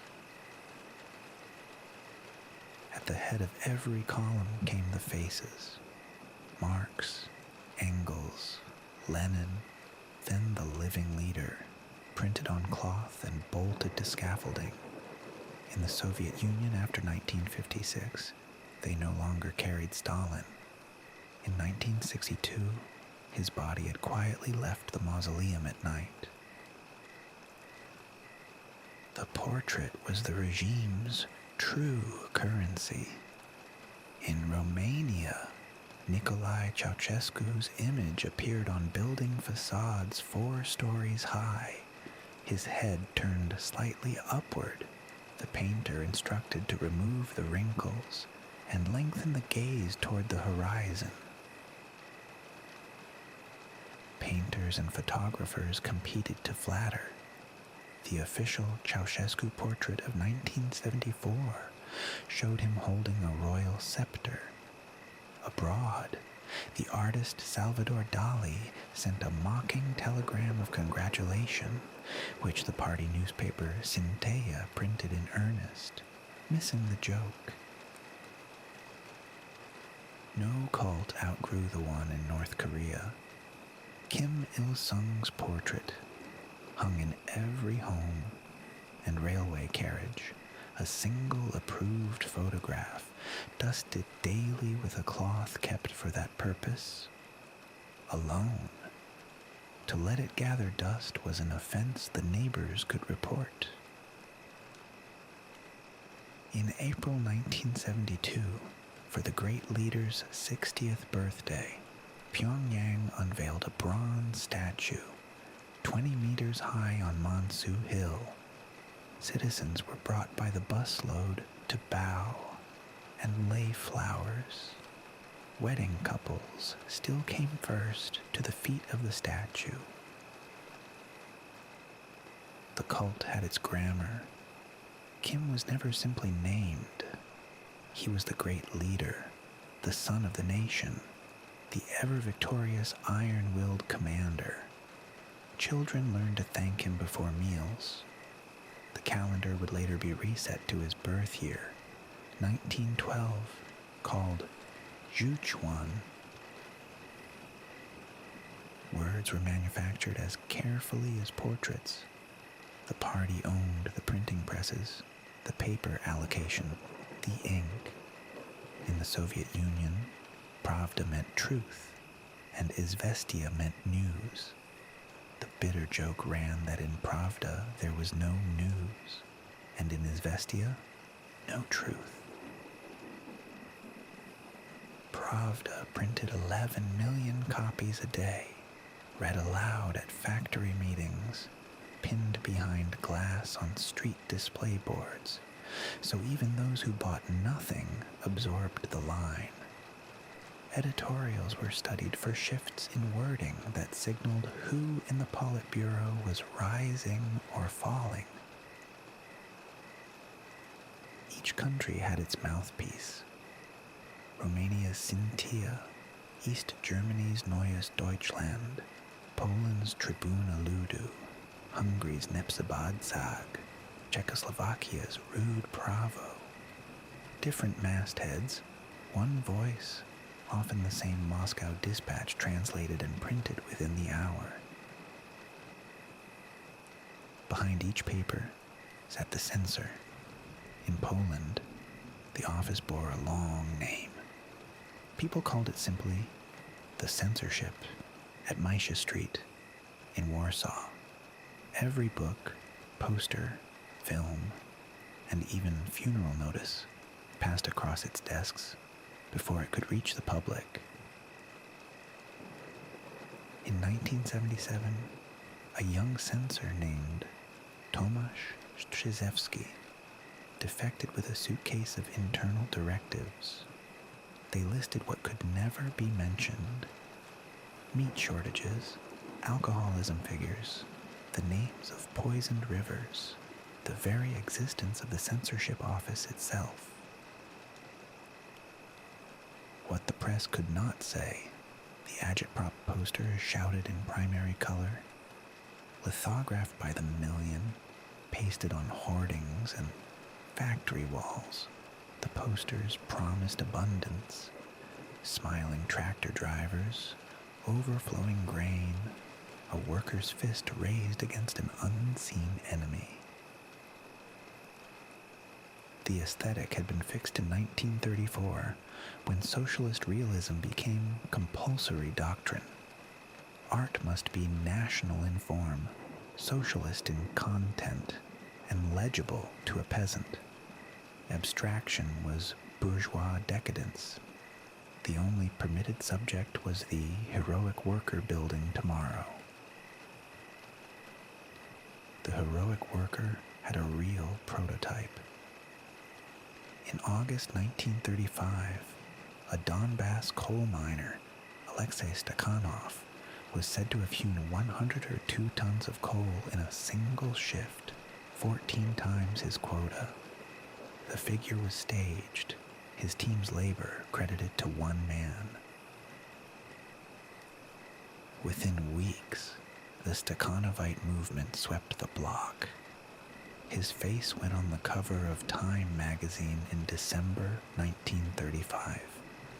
Across factories, picked workers were given secret help to smash records, then paraded as proof that any enthusiast could outproduce the West. The model was exported wholesale. In Hungary, the bricklayer record setters of the early 1950s. In East Germany, the activist Adolf Hanneke, who on the 13th of October 1948 mined 387% of his norm, his shift carefully prepared in advance by the party. For ordinary workers, the records were a curse. Once one man exceeded the norm, management raised the norm for everyone, while wages stayed flat. Resentment of the favored Stakhanovite could turn to sabotage of his tools, or worse, in the dark of the shift.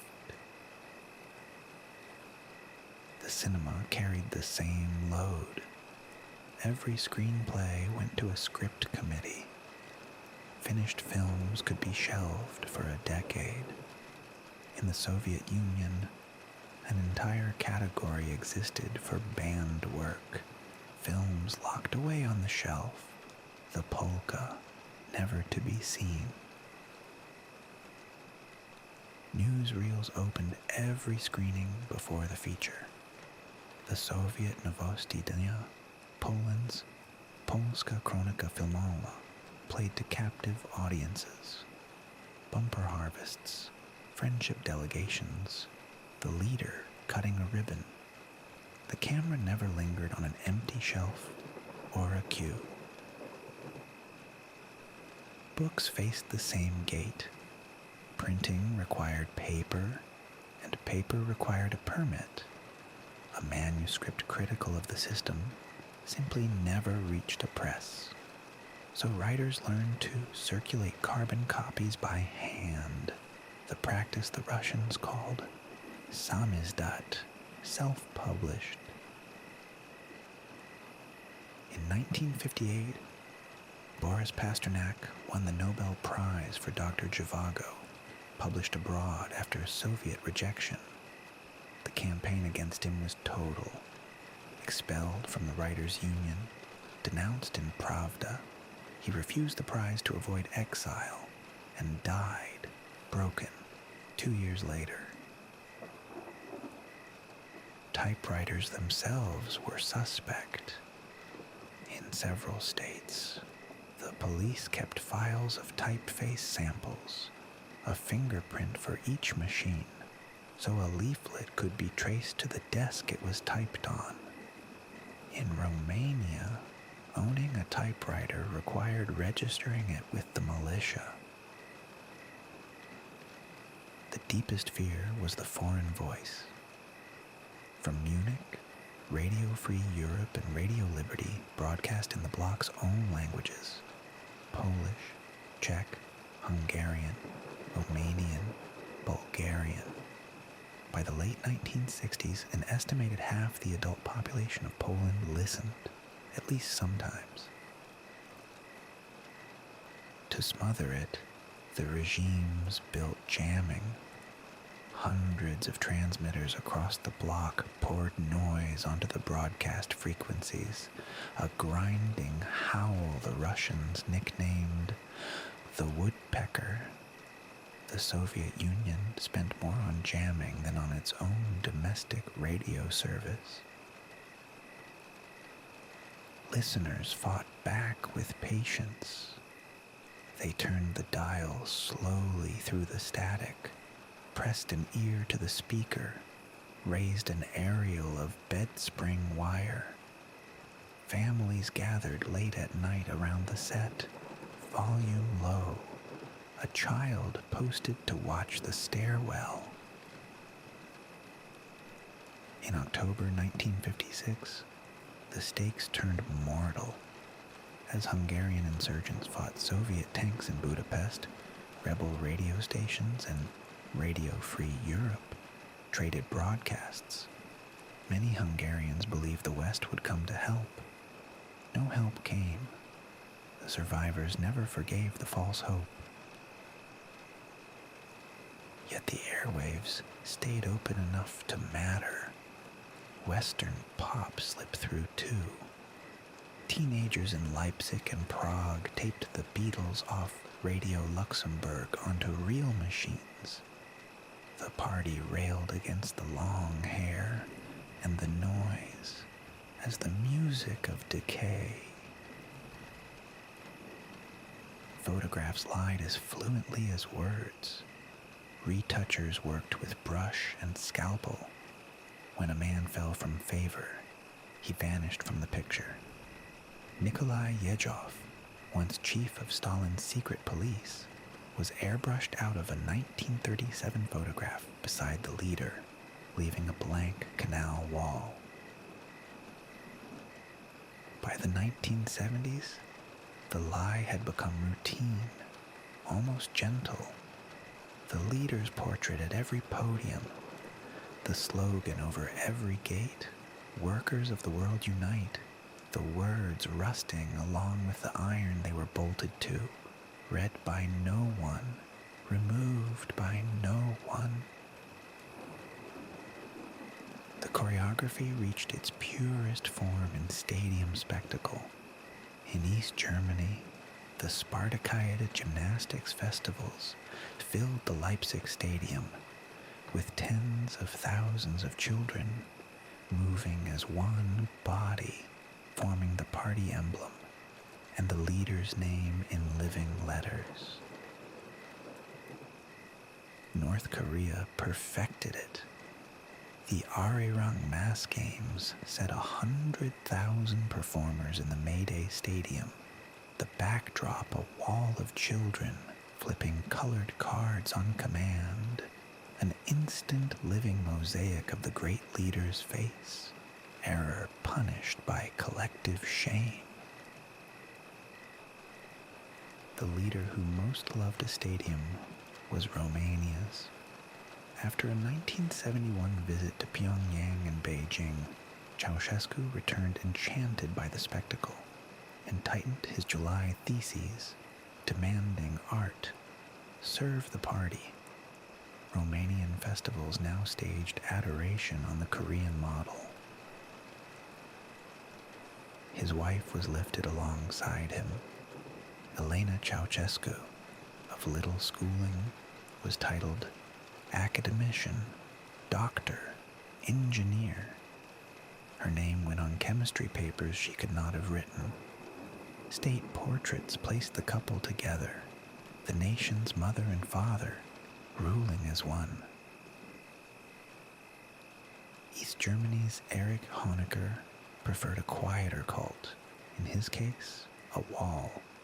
From 1971, he ruled a state ringed in concrete, yet Neues Deutschland called the Berlin Wall the anti-fascist protection rampart, defending socialism against an enemy that was in fact its own escaping people. The slogans grew most desperate where the shelves grew most bare.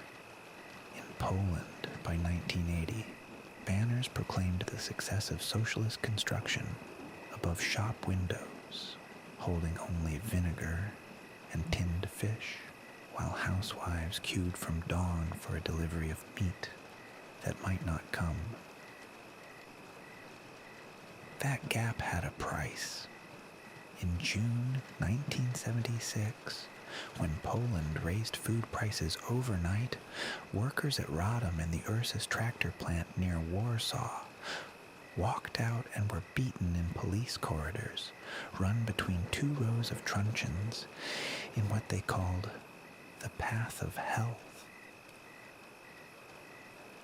When the press would not name the dead, the people kept their own count.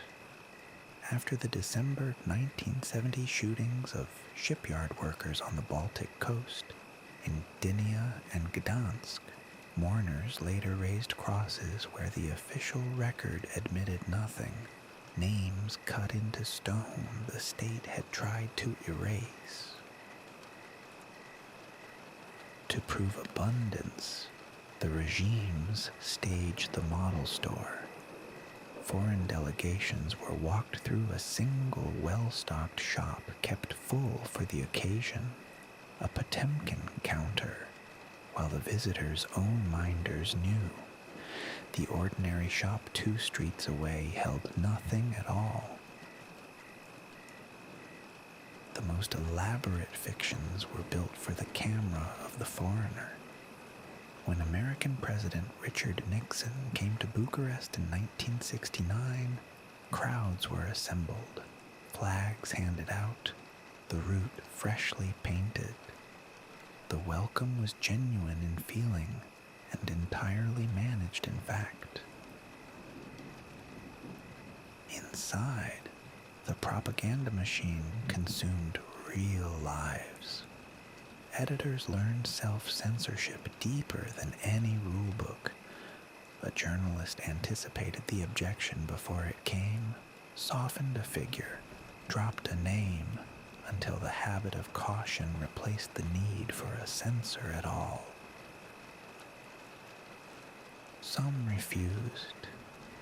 In Czechoslovakia, after the 1968 invasion, the writer Václav Havel was barred from print and set to stacking barrels in a brewery, his plays circulating only in samizdat carbon, his name itself an offense to print in the official press. In January 1977, Havel and others signed Charter 77, a single page demanding the regime obey its own laws. The state answered with a press campaign against people most readers had never been allowed to read, denouncing a document the papers refused to print. The truest propaganda image was the leader among the people, perfectly composed. Ceausescu in a hard hat at a steelworks, Honecker greeting a young pioneer with flowers, the photograph captioned with the leader's wise words, the words written by the press office days before. By the 1980s, the cult of Ceausescu had swallowed the country's resources. To repay foreign debt, he exported the harvest. Romanians froze in unheated flats and queued for rationed bread while his official biography grew, and the praise poems multiplied, and the lights in Bucharest went out at 10. Even children were conscripted into the lie. In Romania's Soimi Patriae and the Pioneers, the young recited the leader's deeds. In classrooms across the block, the first page of the reader carried his portrait, and the first lesson was gratitude to the man who had given them everything. For decades, the machine held because it punished doubt and rewarded the right words. But a system that cannot bear to be contradicted cannot hear when the ground shifts beneath it. The slogans went on promising plenty long after the people had stopped believing a line. And when the the silence finally broke, it would not come from the newspapers or the parade grounds. It would rise from the kitchens and stairwells where people had whispered for 40 years, from the listeners at the dial, the readers of carbon copies, the keepers of the truth. The state had tried to erase. In 1945, the steeples still stood over the towns of Eastern Europe, their bells marking births and burials, as they had for centuries. But the men, now taking power in Warsaw, Budapest, and Prague, answered to a creed that recognized no God above the party. Marxism-Leninism held religion to be a relic, the opium of a class that would soon dissolve. Lenin had written it plainly. Across the bloc, new governments inherited devout populations and set themselves the task of dismantling faith from above. The Catholic Church was the largest obstacle. In Poland alone, it claimed the loyalty of nearly the entire nation, its parishes woven into village life. To break the people's allegiance, the state first moved against the men in cassocks who led them. In Hungary, the chosen target was József Mindszenty, Prince Primate and Archbishop of Esztergom, a stubborn man who had already been jailed by the wartime fascist Arrow Cross. He would not bend the communists either, and they knew it. In December 1948, secret police arrested Mindszenty at the Primatial Palace in Esztergom. For 39 days, the AVH interrogated him, deprived of sleep, drugged, and beaten with a rubber truncheon until his will to resist was hollowed out. At his February 1949 show trial in Budapest, the cardinal appeared gaunt and disoriented, confessing to treason and currency crimes in a flat, broken voice. The court sentenced him to life imprisonment. Western observers recognized at once the marks of torture. The pattern spread. In Czechoslovakia, Archbishop Joseph Baron of Prague was placed under house arrest in 1949 and later interned for years. The state seized the seminaries and required every priest to swear loyalty to the Socialist Republic. In April 1950, Czechoslovak security forces launched Operation K. In a single coordinated night, they raided monasteries across the country, loading some 2,000 monks into trucks and herding them into internment camps and forced labor brigades. Convents followed. Nuns were expelled from their orders, their habits forbidden, and reassigned to textile mills and collective farms. Religious teaching orders were dissolved outright, their schools confiscated, and their pupils handed to the state. In Romania, the regime simply abolished the Greek Catholic Church in 1948, declaring it merged into the Orthodox fold. Its bishops refused and were imprisoned. Most died in jails like Siget, their church driven entirely underground. The Soviet Union itself had pioneered all of this decades earlier. Across the 1920s and 1930s, churches were stripped of their bells and crosses, dynamited or converted into grain stores, cinemas, and museums of atheism. In Moscow, the great Cathedral of Christ the Savior was blown apart in 1931 to clear ground for a palace of Soviets that was never built. In its place, for decades, stood an open-air heated swimming pool. The League of the Militant Godless, with millions of members, organized lectures, parades, and anti-religious museums to ridicule belief. Icons were paraded as superstition. The Bible was set beside Darwin to prove faith obsolete. This was the model exported west after 1945. Schools became the front line. Religious instruction was struck from the timetable and replaced with lessons in scientific atheism, where children learned that no one watched over them but the state. Children were quietly pressured to report whether their parents prayed at home. Joining the pioneers and the Komsomol meant declaring oneself a non-believer. A baptismal certificate could quietly close the door to university or a career. In East Germany, the state devised the Jugendweihe, a secular coming-of-age rite meant to replace Christian confirmation. 14-year-olds pledged loyalty to socialism. Families who chose the church instead found promotions and places at school withheld.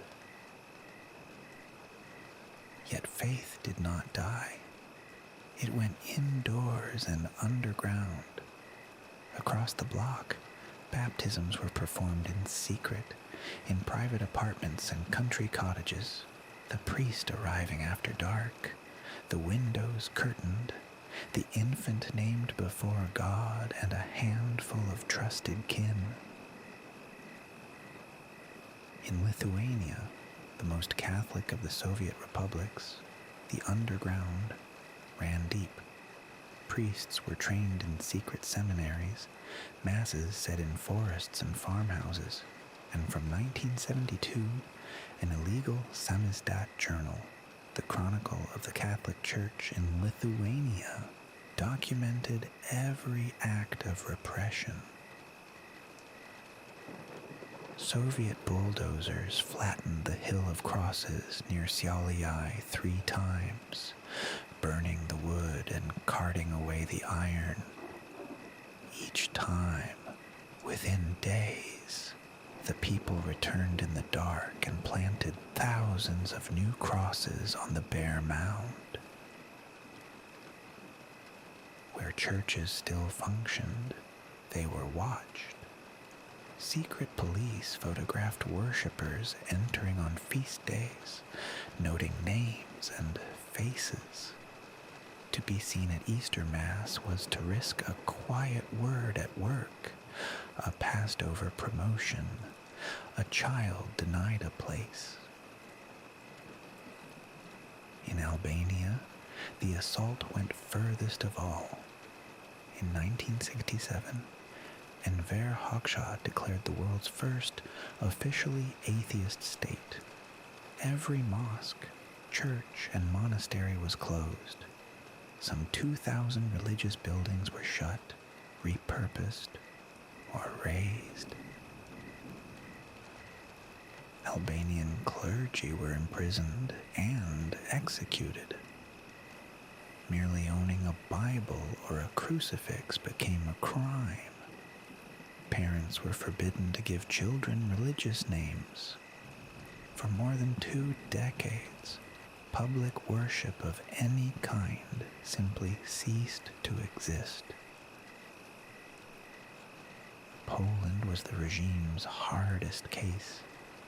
Here the church was not a foreign import, but the heart of the nation's memory, the keeper of Polish identity through partitions and occupation.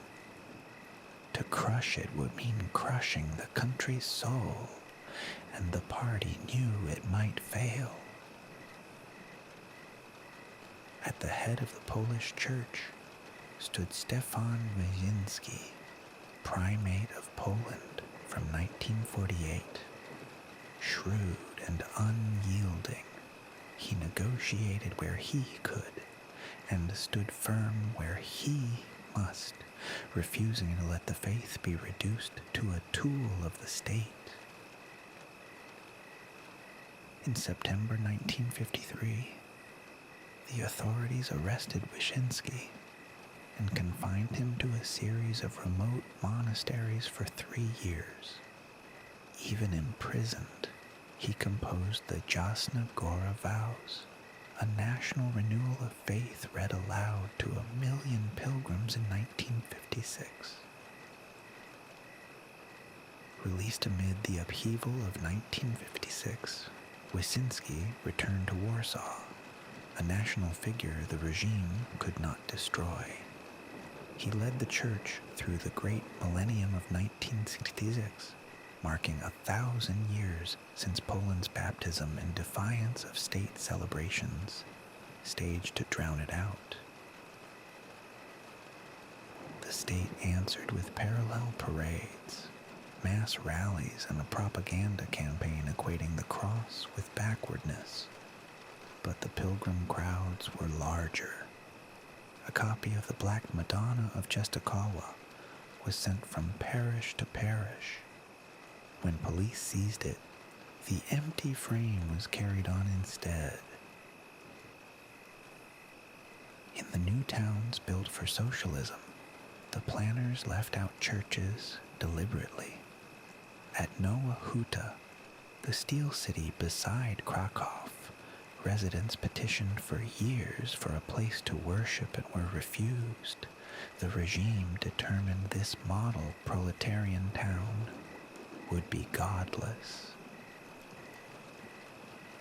In 1960, when authorities removed a cross from the field where a church had been promised, riots erupted at Nowa Huta. Workers fought police for hours to defend the spot. Years later, with the young Archbishop Karol Wojtyla saying open-air masses there, the Archchurch finally rose. That Archbishop of Krakow, Karol Wojtyla, had grown up under Nazi occupation, studied for the priesthood in a clandestine seminary, and learned to live a faith the state wished to extinguish. In October 1978, the Cardinals of Rome elected him Pope. He took the name John Paul II, the first non-Italian Pope in 4.5 centuries, and the first ever from behind the Iron Curtain. In Warsaw, the Politburo received the news in stunned silence, sensing the danger before they could name it. In June 1979, he came home. For 9 days, John Paul II traveled across Poland, and the regime that had spent 30 years denying the church could draw a crowd, watched helplessly as the nation poured into the streets to meet him. In Warsaw's Victory Square, before perhaps 1 million people, he prayed for the Holy Spirit to renew the face of the earth, this land. The vast crowd, organizing itself in perfect order without a single policeman, suddenly understood how many they were. From Gniezno to Czestochowa, to Krakow, he drew millions. At Bologna Meadow in Krakow, an estimated 2 to 3 million gathered, the largest assembly in Polish history. The fear that had bound the country for a generation quietly loosened its grip. "Be not afraid," he told them, again and again. Those words traveled home with every pilgrim. Within 14 months, in the shipyards of Gdansk, workers would pin his image to the gates as they struck and founded the free trade union Solidarity. Solidarity and the church grew entwined. Priests said mass for the strikers. Workers knelt at the shipyard gates to take communion. The Polish faith had become, in the regime's nightmare, the organizing frame of an opposition 10 million strong. When martial law was declared in December 1981 and solidarity-driven underground, the churches became the only free space left. Behind their doors, band plays were staged, blacklisted speakers spoke, and the dead of the regime's repressions were mourned aloud. In Warsaw, a young priest named Jerzy Popieluszko began saying a monthly mass for the fatherland at St. Stanislaus Kostka Church. His sermons, gentle but unflinching, drew thousands and were taped and passed hand to hand across the country. "Overcome evil with good," he urged, quoting St. Paul, refusing hatred, even as the secret police harassed and threatened him. The regime tried to frame him, planted weapons in his flat, and finally decided to silence him for good. On the night of 19th October 1984, 3 officers of the security police stopped his car, beat him senseless, bound, and gagged him, and threw him into the Vistula Reservoir near Włocławek.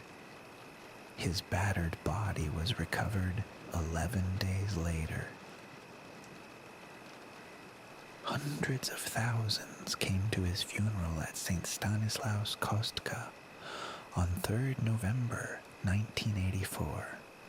The crowd raised banners reading "Solidarity" and sang as if at a national resurrection. A murdered parish priest had become the martyr of a movement. His grave became a place of pilgrimage, ringed with flowers shaped into a solidarity cross. Millions filed past in the years that followed. The regime had killed him to end the danger. Instead, it had given the opposition an unkillable saint. Elsewhere, the war on faith ground on more quietly. In East Germany, the Lutheran churches hosted peace prayers. From 1982, the Monday meetings at the Nikolaikirche in Leipzig gathered the discontented under the shelter of the altar. In Czechoslovakia, believers built a vast secret church. Bishops were ordained in clandestine ceremonies. Some even married men, women trained as theologians, all hidden from a state that had crushed the open hierarchy. The historian's name for it was the Catacomb Church. In March 1988, Slovak Catholics gathered in Bratislava's Vjestoslav Square, holding candles, praying silently for religious freedom. police turned water cannon and batons on the kneeling crowd. The candle demonstration became a milestone on the road out. Mincenty had not lived to see it. Released during the 1956 uprising, he had spent 15 years sheltering in the U.S. legation in Budapest before leaving Hungary in 1971, dying in exile in 1975, still refusing to resign his see. Wyszynski died in 1981, mourned as the uncrowned King of Poland, having lived just long enough to bless Solidarity's birth. The two cardinals who had defied the regime longest passed the cause to the generation now marching behind it. By the late 1980s, the regimes were exhausted and the churches were full. In Albania, where worship had been a crime for 23 years, the first public mass was finally said in 1990, the people weeping as they made the forbidden sign of the cross. The state had dynamited cathedrals, jailed cardinals, drowned a parish priest, and rewritten the school day to erase God. Still the candles came back to the squares. Faith had proven the one resource the planners could neither nationalize nor abolish. Yet faith was only one current feeding the gathering flood. Beyond the church walls, in the shipyards and the streets, the same courage was taking a political shape, organizing openly at last into the movements that would soon bring the whole system down. Begin at a frozen river in the far north of the Soviet Union, where the wind comes off the Arctic with nothing to stop it. Here, beyond the reach of any map a prisoner might own, the Soviet state had built something new, an economy that ran on human beings. They called it the Gulag, an acronym for the main administration of camps. By the early 1950s, it held more than 2.5 million people, scattered across hundreds of camp complexes from Karelia to Kolyma, felling timber, digging coal, and laying rail through permafrost. The largest of the northern complexes was Vorkuta, a coal town built on the Pechora Basin, 160 kilometers above the Arctic Circle. Its first prisoners arrived by barge in 1931. They sank the shafts that would heat Leningrad through the war. At Kolyma, in the Russian Far East, gold was the currency of suffering. The road to the mines, the Kolyma Highway, was laid across 1,000 kilometers of frozen ground, and prisoners said that under every kilometer lay a man. The cold reached -50. A prisoner's day was measured in norms. Fell so many cubic meters of timber, move so many barrows of rock, and you ate. Fall short, and your bread ration dropped 300 grams. The weakest entered a spiral. The inmates named Dokodyaga, the going out, the slow extinction. Among them were writers who would one day testify. Alexander Solzhenitsyn, an artillery captain arrested in 1945 for letters mocking Stalin, served 8 years and emerged to write the book that named the system, the Gulag Archipelago. Varlam Shalamov, survived 17 years in Kolyma. When Stalin died in March 1953, the news traveled through the camps within hours. That summer, prisoners at Vorkuta and Norilsk and the Kenger camp in Kazakhstan put down their tools and refused to work.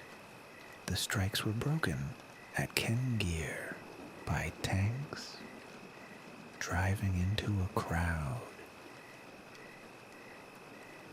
But this was no longer only a Soviet story. After 1945, the methods of the NKVD were carried west into the lands the Red Army now occupied. Each new communist state was taught to build its own archipelago, smaller, but cut from the same pattern. In Hungary, the political police were the AVH, the State Protection Authority, housed at 60 Andrassy Avenue in Budapest, a building whose cellars became a byword for fear. Its chief, Gabor Péter, answered to the party, and the party answered to Moscow. In the autumn of 1950, the AVH began work on a camp in the Matra Hills of northern Hungary, near the village of Rexk. There was a quarry of hard andesite there. The plan was simple, a place that did not officially exist for people who were never charged. Rexk took aristocrats and social democrats, priests and peasants, a former prime minister's relatives, and young men denounced by a neighbor. No trial, no sentence, no release date. Roughly 1,500 people passed through. They quarried stone 12 hours a day and built the camp that held them. One of them was Gyula Michnai, who in 1951 escaped, reached Budapest, and from Austria read out over Radio Free Europe the names of fellow inmates the state insisted were not imprisoned. For the families, it was the first proof their missing men were alive. Rexk was dismantled quietly in the autumn of 1953, after Stalin's death. Its survivors made to swear they would never speak of it. They were told the camp had never been. For 35 years, in public, it never was. The deportations reached far beyond the camps. In Hungary in the summer of 1951, tens of thousands of so-called class enemies, former officers, factory owners, the titled, were given hours to pack and were resettled by force in the villages of the Hordobagi Plain. On the Hordobagi, 12 closed settlements rose among the cattle pastures. The deported lived in stables and dug shelters, working the state farms for wages they barely saw, watched by the police, forbidden to leave. Children grew up there knowing no other horizon than the flat grass. To the south and east, Romania was digging the most ambitious slave project in the bloc. In 1949, the regime announced a canal to join the Danube to the Black Sea, across the Dobruja, cutting 60 kilometers of waterway through dry chalk hills. Officially, it was a triumph of socialist labor. In truth, it was a charnel ground. Along the canal line, the security service, the Securitat, ran a chain of camps: Poarta Alba, Capul Media, Peninsula, feeding tens of thousands of prisoners into the cuttings. The prisoners were peasants who had resisted collectivization, priests, students, former soldiers, members of the National Peasant Party. They moved earth by hand and barrow, fed on watery soup, sleeping in barracks behind wire. The canal became known across Romania as the grave of the bourgeoisie. How many died at the canal in those years has never been fixed. Estimates run from several hundred documented dead into the low thousands. The first canal was abandoned in 1953, half dug. The bodies stayed in the chalk. The waterway itself would only be finished decades later by other hands. In the Romanian camps, the regime tried something darker than labor.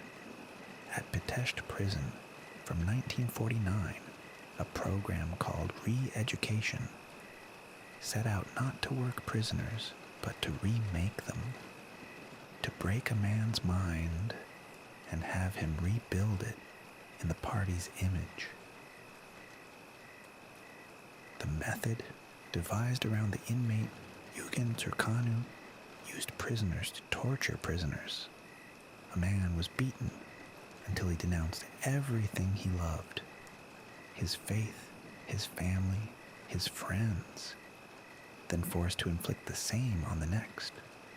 It was perhaps the most systematic assault on the human person the bloc produced.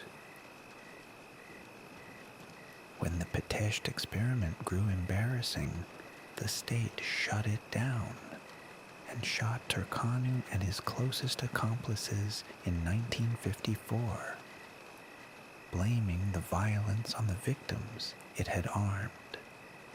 The survivors carried the silence for the rest of their lives. Further north, the Cold War had found a new use for an old Bohemian spa. Jakimov, in the Ore Mountains of Czechoslovakia, had drawn the Curies a half-century before. Beneath its faded hotels lay the richest uranium in Central Europe, and the Soviet bomb needed uranium. From 1949, a network of camps spread through the Yakimov and Psibram fields. Names like Vikmanov, Betis, and the camp the prisoners called the Tower of Death, where they ground uranium ore without masks or shielding of any kind. The miners were political prisoners. Priests, democratic politicians, scouts, students, anyone the new regime feared. They worked the wet shafts in thin clothing, breathing radon, their dosimeters a fiction. Many would die years later of cancers.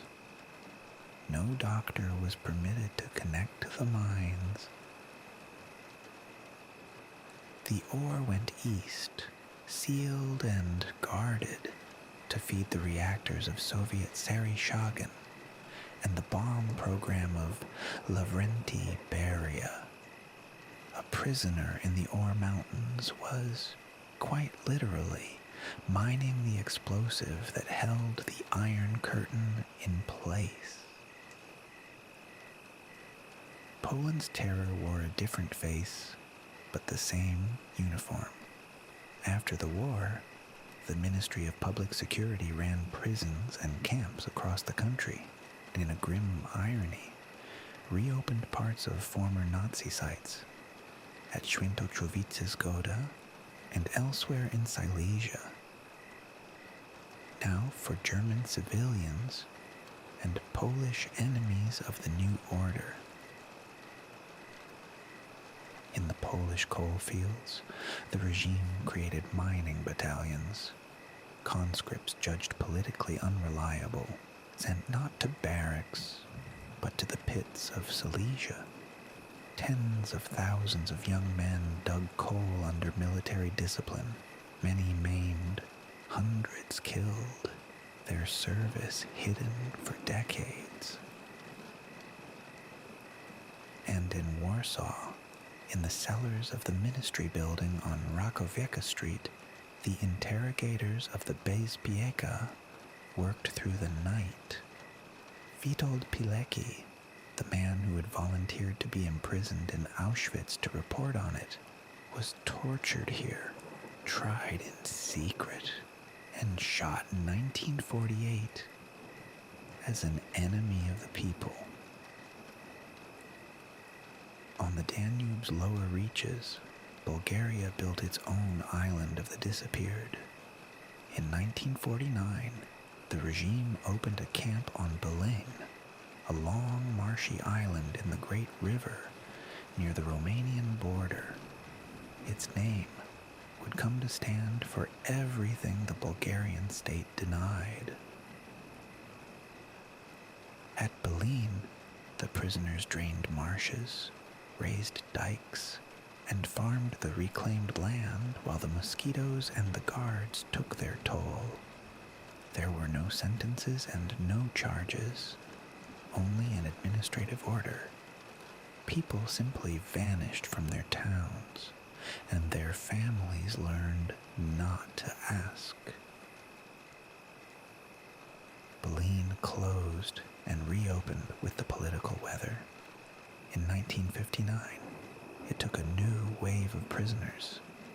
In the 1980s, it would hold ethnic Turks who refused to surrender their Muslim names during Bulgaria's brutal assimilation campaign. The island outlived almost every other camp in the bloc. East Germany, watched most closely of all, used prisons more than camps. At Bautzen, the yellow brick jail the inmates called Gelbes Elend, the yellow misery, political prisoners filled cells the Nazis had filled before, and after them the Soviets, and after them the Stasi. At Bautzen and Hohenschönhausen, the punishment was often the cell itself. Isolation, sleeplessness, the slow disorientation the Stasi called Zersetzung, decomposition. The body was left intact while the self was taken apart. By the 1980s, fewer bruises, but the same intent. There was a trade in this misery. From the early 1960s, West Germany quietly bought the freedom of East German political prisoners, Freikauf, paying bonds hard currency for their release. Over the years, some 33,000 people were ransomed out of the GDR's jails. What bound all these places together was the trial that came first, or did not. Across the bloc, the late 1940s brought the great show trials, scripted confessions delivered by broken men. In Budapest, the foreign minister Laszlo Rajk confessed in 1949 to crimes he had not committed and was hanged. In Prague, in 1952, 14 senior communists, 11 of them Jewish, stood in the Slansky trial. The verdicts were written before the evidence. 11 were hanged, their ashes scattered on an icy road outside the city. The party was now devouring its own. For ordinary families, the cruelest weapon was not the rope, but the silence that followed. A man left for work and did not return. No letter came. The state issued no death certificate, named no grave. The Russians had a word for these households: the families of enemies of the people. Wives were sometimes arrested, simply for being wives. In the Soviet Union, there was a camp built for them. The Akmola camp in Kazakhstan, known by its acronym Algier, the camp for wives of traitors to the motherland, where thousands of women served time for the crime of marriage. Children of the arrested were taken too, to state orphanages where their surnames were sometimes changed, their parentage erased. A generation grew up not knowing who their mother had been. When some of them met again decades later, they had to learn each other's faces from photographs. In 1956, at the 20th Party Congress, Nikita Khrushchev rose at a closed session and named Stalin's crimes aloud. The secret speech ran 4 hours. Within months, the Gulag's gates began to swing open, and the long, uneven season of release and rehabilitation began. Prisoners came home thin and silent, to flats now occupied by strangers and to children who did not know them. Anna Akhmatova, who had waited years in the prison queues of Leningrad, wrote that 2 Russias would now look one another in the eye, the one that jailed and the one that was jailed. Yet the system did not vanish. It changed shape. The mass camps shrank, but a new institution took their place. The penal psychiatric hospital, where to oppose the party was redefined as a sickness, and the dissident was treated rather than tried. In the 70s, the labor colonies of Mordovia and the Perm region held a new kind of prisoner. The human rights campaigner, the unauthorized printer, the man who had signed a petition, Anatoly Marchenko, who chronicled the post-Stalin camps in his book, My Testimony, died on hunger strike in Chistopol prison in 1986. Across the bloc, the methods softened in form, but not in purpose. In Czechoslovakia after '68, in Poland under martial law in '81, dissenters were interned again, held without trial in requisitioned barracks, a milder echo of the camps their parents had known. What did the whole archipelago cost in lives? In the Soviet Union alone, conservative scholarship counts well over 1 million deaths within the Gulag across its history, and millions more uprooted. In the satellite states, the dead are numbered in the tens of thousands. The exact figures are still being recovered. The camps left their geography behind them.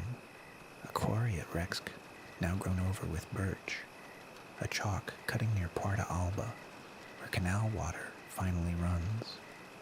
The Tower of Death at Vikmanov, its concrete still faintly radioactive. An island in the Danube, where the barracks stand empty among the reeds. For decades, none of it could be spoken aloud. The survivors signed their oaths of silence. The maps showed no camps. The textbooks taught socialist construction. A canal was a canal, a mine was a mine, and the dead had simply moved away. Only after 1989 did the archives open and the memorials rise. The stones at Reksk, the museum at Sighet in Romania, the Memorial Society in Moscow, gathering names. The work of counting the disappeared, begun late, is not yet done. The camps were the regime at its most naked, coercion without disguise, But far more people were governed not by the watchtower than by the quieter machinery that watched everyone. The informer at the next desk, the steamed open letter, the file with your name. That story comes next. The new state did not begin with factories or armies. It began with children. Across the bloc, the regime understood that a 6-year-old, taught the right words before he could question them, would grow into a citizen who never needed to be watched. In Moscow, the model already existed. The Young Pioneers had been founded in 1922, and by the 1950s the template was exported wholesale. An organization for nearly every child between 9 and 14, run not by parents, but by the party. The red scarf was the first uniform of belonging, folded into a triangle, knotted at the throat. It was said to carry 3 flame points: party, komsomol, pioneers.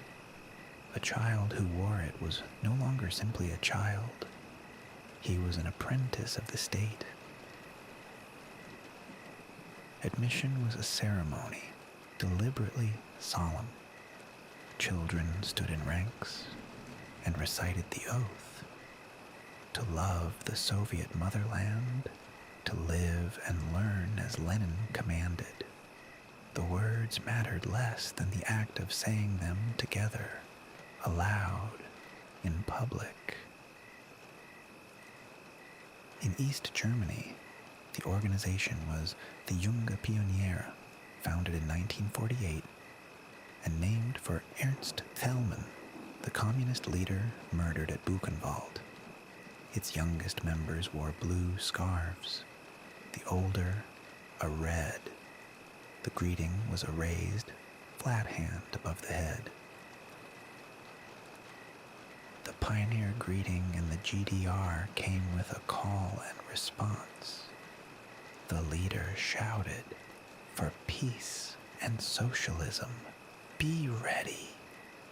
The children answered as one, "Always ready."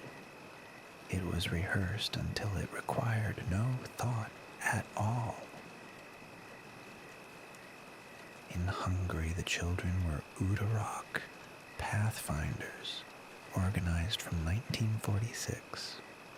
Their red scarves and their summer flag raisings followed the same Soviet grammar, translated into Magyar. The drummers led the columns. The trumpeters announced the line. Czechoslovakia had its jiskry, the sparks, for the youngest, feeding into the pioneer. Poland had its harkers, the scouting movement bent after 1948 into the socialist ZHP. The names varied. The function was identical across every capital. At 14, the pioneer graduated upward. In the Soviet Union, he joined the Komsomol, the Young Communist League, founded in 1918. By the 1970s, it counted more than 30 million members. Komsomol membership was the gateway to university and career. The Komsomol card was a passport through adult life. Without it, the doors to the better institutes and the desirable jobs stayed shut. Belief, or the convincing performance of belief, was no longer a choice. It was an entry fee. In East Germany, the equivalent was the Freie Deutsche Jugend, the free German youth, in its blue shirts. Erich Honecker had led it before he led the country. To rise in the GDR was to have worn that blue shirt first. The classroom itself was a stage for the cult. On the front wall, above the blackboard, hung the portrait. Lenin, almost always Lenin, sometimes flanked by the living leader. Children spent 6 hours a day beneath that gaze. Lenin was rendered not as a politician, but as a kindly grandfather.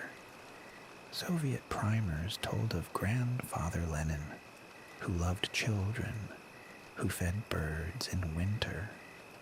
The youngest were Octobrists, wearing a 5-pointed star badge bearing his curly-haired infant face.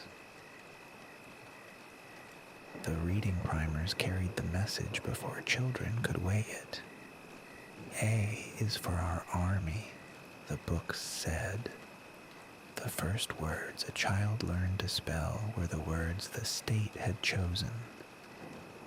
Lenin, motherland, peace, work, party. In every Polish school after 1949, the crucifix that had hung beside the blackboard came down. In its place, for a time, the portrait of Bolesław Bierut. The wall told children, plainly, which authority now ruled the room. The school day opened with ritual. Children rose, stood straight, and sometimes sang. In the GDR, they might sing of building, building, building, of a homeland that would belong to them. Repetition was the method. Melody made it stick. History was not taught. It was issued.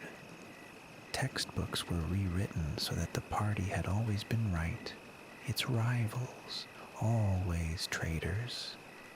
In Soviet editions, faces vanished from photographs as men fell from favor, leaving smudges where comrades had stood. The pact of 1939 between Hitler and Stalin disappeared from the lessons. The mass graves at Katyn, where Soviet secret police shot thousands of Polish officers in 1940, were blamed on the Germans. Children in Warsaw learned the lie as fact. In Hungary, the textbooks of the 1950s recast the 1956 uprising as a fascist counter-revolution. Children whose parents had marched, whose neighbors had died, were taught in school that none of it had happened the way they remembered. Religion was the rival faith, and the schools were enlisted against it. Atheism was not merely permitted, but taught, a subject with lessons and exams. In the Soviet Union, the League of the Militant Godless had set the tone decades before. Albania went furthest. In 1967, Enver Hoxha declared the country the world's first atheist state. Churches and mosques were closed or demolished, religious instruction outlawed entirely. To baptize a child in secret became a crime against the nation. The state offered substitutes for the rituals it had banned. In the GDR, the Jugendweihe, the youth dedication at 14, replaced confirmation. Boys and girls in their best clothes pledged loyalty to socialism, received a book, and were photographed. The Jugendweihe was meant to feel sacred without God. There were flowers, speeches, a solemn vow, and afterward, a family meal. Parent who longed for a confirmation went along because a child who refused was marked, and the mark followed him. Discipline came early and came in formation. Children marched. They learned to fall into ranks, to step in time, to obey a whistle. The schoolyard became a parade ground, and the body was trained before the argument was ever made. Military preparation was a school subject. In the Soviet Union, it was called Nachalnaya Voenaya Podgotovka, basic military training. Teenagers learned to strip and reassemble the Kalashnikov, sometimes blindfolded, racing a stopwatch in the gymnasium. The gas mask was standard equipment. Children practiced pulling it on against the clock, then ran drills in the rubber and glass, breathing their own fear, rehearsing for a nuclear war the textbooks promised the imperialists were planning. Civil defense had its own competitions. In the GDR, the Hans Beimler Wettkämpfe pitted teenagers against one another in marching, shooting air rifles, throwing dummy grenades, and racing through obstacle courses in full kit. Winning was patriotic. Losing was noticed. Even toys enlisted. Tin soldiers, model tanks, board games about the great patriotic war. A child's play was steered toward the army and away from the church, so that the imagination itself was furnished by the state. Summers belonged to the camp. The Soviet network of pioneer camps stretched across the Union. The grandest of them, Artek, on the Crimean coast, opened in 1925. To be chosen for Artek was the highest reward a Soviet child could earn. Camp life followed the bugle. Wake, exercise, flag raising, breakfast, all by signal. Days were filled with games and swimming, but threaded through with political talks, war songs, and the ranks of the morning lineup. Leisure, too, was organized. The campfire was the centerpiece of the evening. Children sat in a ring as the flames climbed, singing of the homeland and of the heroes who had died for it. The fire warmed the body and bound the group, and the songs did the rest. Every bloc country built its own camps. Bulgaria sent its young to the Black Sea. Czechoslovakia ran the pioneer camps in the forests of Bohemia and Slovakia. The settings differed. The schedule, the songs, the salute did not. The hero offered to every child was a martyred boy. Pavlik Morozov, a peasant lad said to have denounced his own father to the secret police in 1932, then murdered by his family. Statues rose to him. Schools were named for him. The lesson of Morozov was unmistakable. Loyalty to the state stood above loyalty to family. A good child watched, and if he saw wrong, he reported it, even against his mother, even against his father. Denunciation was dressed as virtue. teaching took. Across the block, children reported parents who told forbidden jokes, who listened to Western radio, who grumbled about shortages. In East Germany, the Stasi cultivated such informants young, and the file would outlive the family quarrel. The wall newspaper hung in every classroom corridor. Children produced it themselves. Drawings of cosmonauts, slogans for the harvest, the latest decisions of the party congress, pasted up and admired. They were taught to be their own propagandists. Achievement was channeled into competition for the collective. Pioneers gathered scrap metal and waste paper, planted trees, helped on the harvest. The work was real, the praise was political, and the child learned that effort belonged to the state. Space was the great gift the state could show. When Yuri Gagarin orbited the Earth in April 1961, every classroom had a hero who was theirs, a Soviet hero, smiling. Socialism, the lesson ran, had reached the stars first. The enemy was kept clearly drawn. Cartoons and posters showed the American imperialist, fat and clawed, the West German revanchist, the Vatican. Children learned the face of the foe long before they could find his country on a map.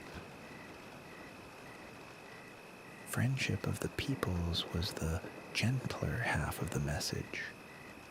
Pioneers exchanged letters with children in Vietnam, in Cuba, in Angola. They raised money for distant struggles and pinned their badges to maps, learning solidarity as a duty owed. The leader's face joined Lenin's on the wall. In Romania, the cult swelled around Nicolae Ceausescu and his falcons of the fatherland, the Șoimii Patriei, who enrolled children as young as 4 to chant the conductor's name. The mass spectacle made the child a single cell in a vast design. In Pyongyang's pattern, the children formed living mosaics with colored cards. In Bucharest and Prague, they filled stadiums with synchronized gymnastics, 10,000 bodies moving as one will. Some refused quietly. Jehovah's Witnesses would not swear the oath or salute the flag, and their children were expelled, their parents imprisoned. Believing Catholics in Poland kept the catechism alive in church basements, beyond the schoolroom's reach. Poland was the system's great exception. The Catholic Church there was too strong to crush, and most children moved between 2 worlds, the socialist school by day and the parish by Sunday, learning early to wear one face and keep another. That double life became the quiet inheritance of the bloc. Children recited what was required and reserved their true thoughts for the kitchen table, where the radio was turned up and the curtains drawn. They learned the difference between public and private young. The contradictions accumulated. A child taught that the state fed. Everyone stood in line with his mother for bread. A child taught the West was poor, saw the Western catalog smuggled home. obsolescence of the classroom collided with the evidence of the eye. By the 1980s, the rituals continued, but the conviction had thinned. Teenagers wore the blue shirt and the red scarf and rolled their eyes behind the banner. The forms survived. The faith that had once filled them was quietly draining away. The state had built an entire machine to manufacture belief, from the Octobrist star at 7 to the Komsomol card at 14, and it had worked, for a time, on millions. But belief that must be enforced is belief already in doubt. The children raised to be the new man would, within a generation, tear down the walls and topple the statues their teachers had revered, including, in Sverdlovsk and elsewhere, the monuments to the boy who denounced his father. But the indoctrination of the young was only one front in a longer campaign. Beyond the schoolroom lay the workplace and the home, where the same state reached into the most ordinary corners of adult life, into what people bought, ate, and waited in line for. It began with a wage. In June 1953, on Stalin Alley in East Berlin, construction workers laid bricks for socialism's Showcase Boulevard, while the state quietly raised their work quotas by 10%. The same pay, more sweat, resentment hardened. On the 16th June, the bricklayers downed tools and marched. By the 17th, the strike had spread to roughly 700 towns across the German Democratic Republic. Crowds gathered at the House of Ministries, demanding lower quotas, free elections, the resignation of the men who ruled them. The regime had no answer but force. Soviet T-34 tanks rolled into the city, and a state of emergency was declared. Unarmed demonstrators threw stones at armored steel. By nightfall, dozens lay dead. The official toll was never honest. At the Brandenburg Gate, a young man clambered up and tore down the red flag flying above. The image traveled west and became legend. Around him, Soviet soldiers and the People's Police restored what they called order, street by street. The reckoning was methodical. Thousands were arrested. Several leaders were shot or sentenced to long terms. Bertolt Brecht, watching from his theater, wrote that the government, having lost the people's confidence, might do better to dissolve the people and elect another. Moscow drew its own lesson. In 1956, the new leader Nikita Khrushchev stunned a closed-party Congress by denouncing Stalin's crimes. Word of the secret speech leaked outward across the bloc, and in the satellite capitals, a dangerous hope stirred. In Polish Poznan that June, workers at the Cegielski locomotive works walked out over pay and food prices. 100,000 filled the streets. Tanks answered. At least 57 died, possibly far more, in 2 days of running battles. Poland teetered.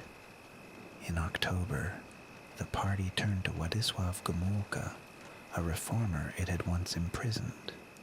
Khrushchev flew to Warsaw in fury. Soviet tanks moved toward the capital. A tense bargain held. Poland would reform, but stay loyal to Moscow. Poland's reprieve electrified Budapest. On 23rd of October 1956, students marched to the statue of the Polish-born General Bem in solidarity, reading 16 demands aloud. By evening, the crowd had swelled to 200,000, flowing toward the parliament along the Danube. They cut the communist crest from the center of their flags, leaving a ragged hole. That holed tricolor became the revolution's banner. At Hero Square, a crowd toppled the enormous bronze Stalin, leaving only his boots standing on the empty plinth. That night, secret police fired into the crowd outside the radio building. The protest became an uprising. Workers seized weapons from factories and barracks. Teenagers learned to fight in the courtyards of Pest, hurling petrol bombs at tanks. The reform communist Imre Nagy was swept back into the premiership. For a few dizzy days, the fighting eased. Soviet units pulled back from the city. Budapest tasted something it had not known in years. The open air of liberty. In those days, the city governed itself. Newspapers printed freely, workers' councils formed in the factories, political prisoners walked out of jail. Crowds laid flowers and lit candles at the spots where the dead had fallen on the cobblestones. Nagy went further than Moscow could bear. On 1st November, he declared Hungary neutral and announced withdrawal from the Warsaw Pact, appealing to the United Nations. In the Kremlin, the decision was already made. The tanks would return in force. At dawn on 4th November, Operation Whirlwind crashed down. Some 60,000 Soviet troops and over 1,000 tanks ground into Budapest. Artillery flattened apartment blocks. The radio broadcast a last desperate plea to the world, then fell silent. Resistance held longest in the working-class district of Chepel and at the Corvin Cinema, where boys with Molotov cocktails fought tank columns from the rubble. They had no chance, and they knew it. Within days, the gunfire faded into silence. The cost was staggering. Around 2,500 Hungarians died. Some 20,000 were wounded, and then they ran. Nearly 200,000 people fled across the frozen marshes into Austria, carrying children and little else. Imre Nagy took refuge in the Yugoslav embassy. Lured out under a written safe conduct, he was seized by Soviet agents. After a secret trial, he was hanged in June 1958 and buried face down in an unmarked grave in Plot 301. The new master was Janos Kadar, installed in Soviet armor.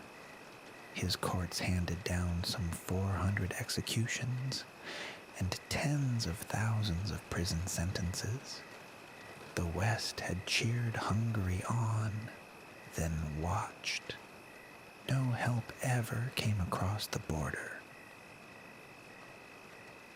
For a decade, the lesson seemed absolute. The bloc could not be reformed, only endured. Then, in 1968, the spirit migrated to Prague. The Czechoslovak party chose a quiet Slovak, Alexander Dubček, as its first secretary in January. Dubček promised socialism with a human face. Censorship loosened, then collapsed. Newspapers and television spoke their minds.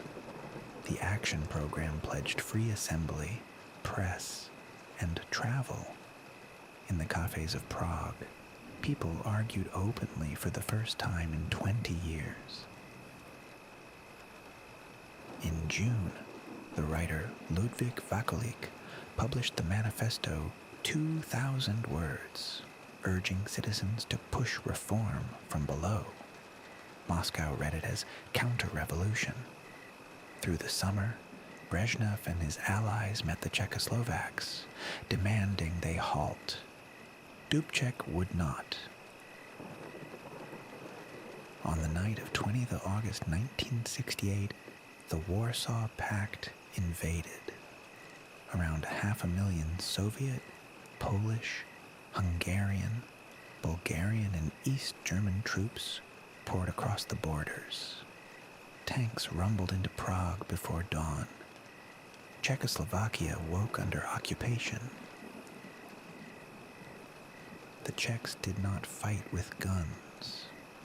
They argued with soldiers, painted over street signs to confuse the columns, surrounded the tanks in Wenceslas Square. A bare-chested young man stood before a tank turret, defiant and unarmed. The photograph went round the world.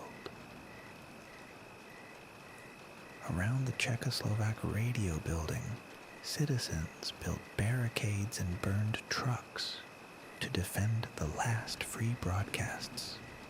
Soviet gunfire cut them down.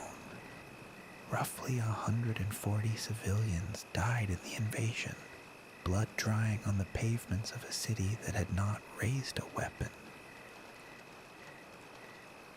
Dubček and his colleagues were flown to Moscow in handcuffs and forced to sign the protocol that undid everything. He returned to Prague broken, his voice cracking on the radio. The reforms were rolled back, one by one. The cage closed again.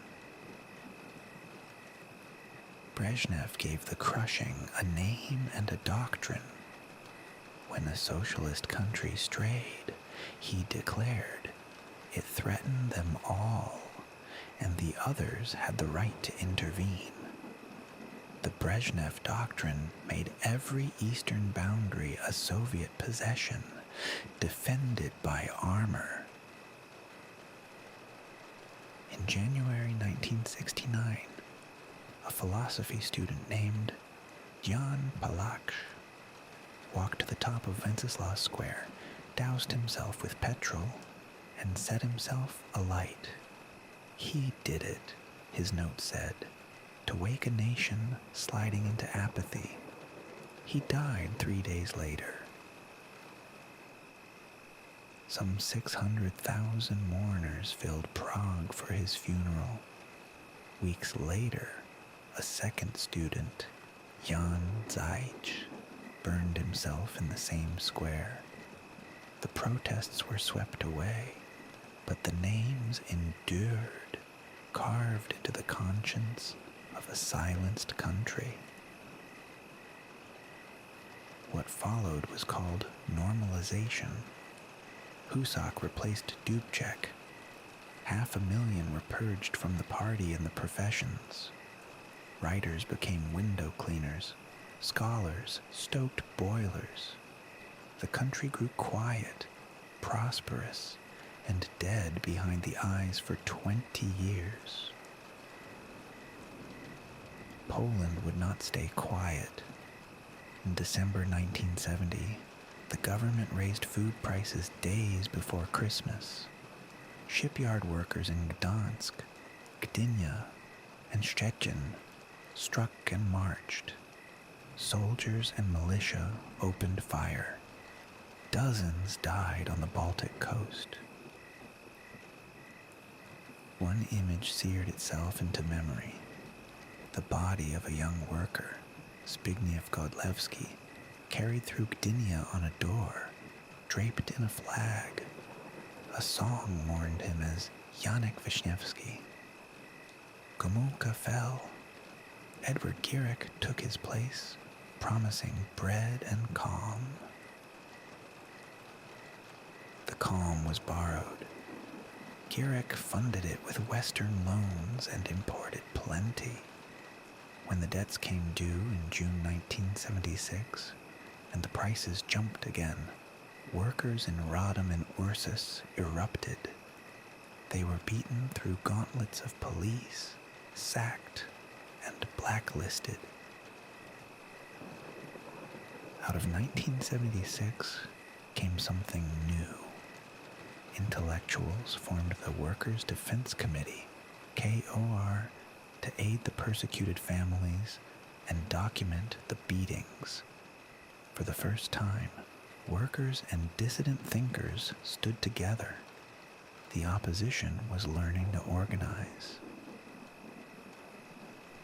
Then, in October 1978, the Cardinal of Krakow, Karol Wojtyła, was elected Pope John Paul II, the first Slavic pope. When he returned to Poland in June 1979, millions came to his open-air masses. "Be not afraid," he told them. They believed him. In August 1980, the Lenin shipyard in Gdansk struck again. An electrician named Lech Wałęsa climbed the fence and took charge. The workers occupied the yard, posted their demands on plywood boards at the gate, and refused to leave. On 31st August, the regime conceded. The Gdansk Agreement granted the unthinkable, an independent, self-governing trade union.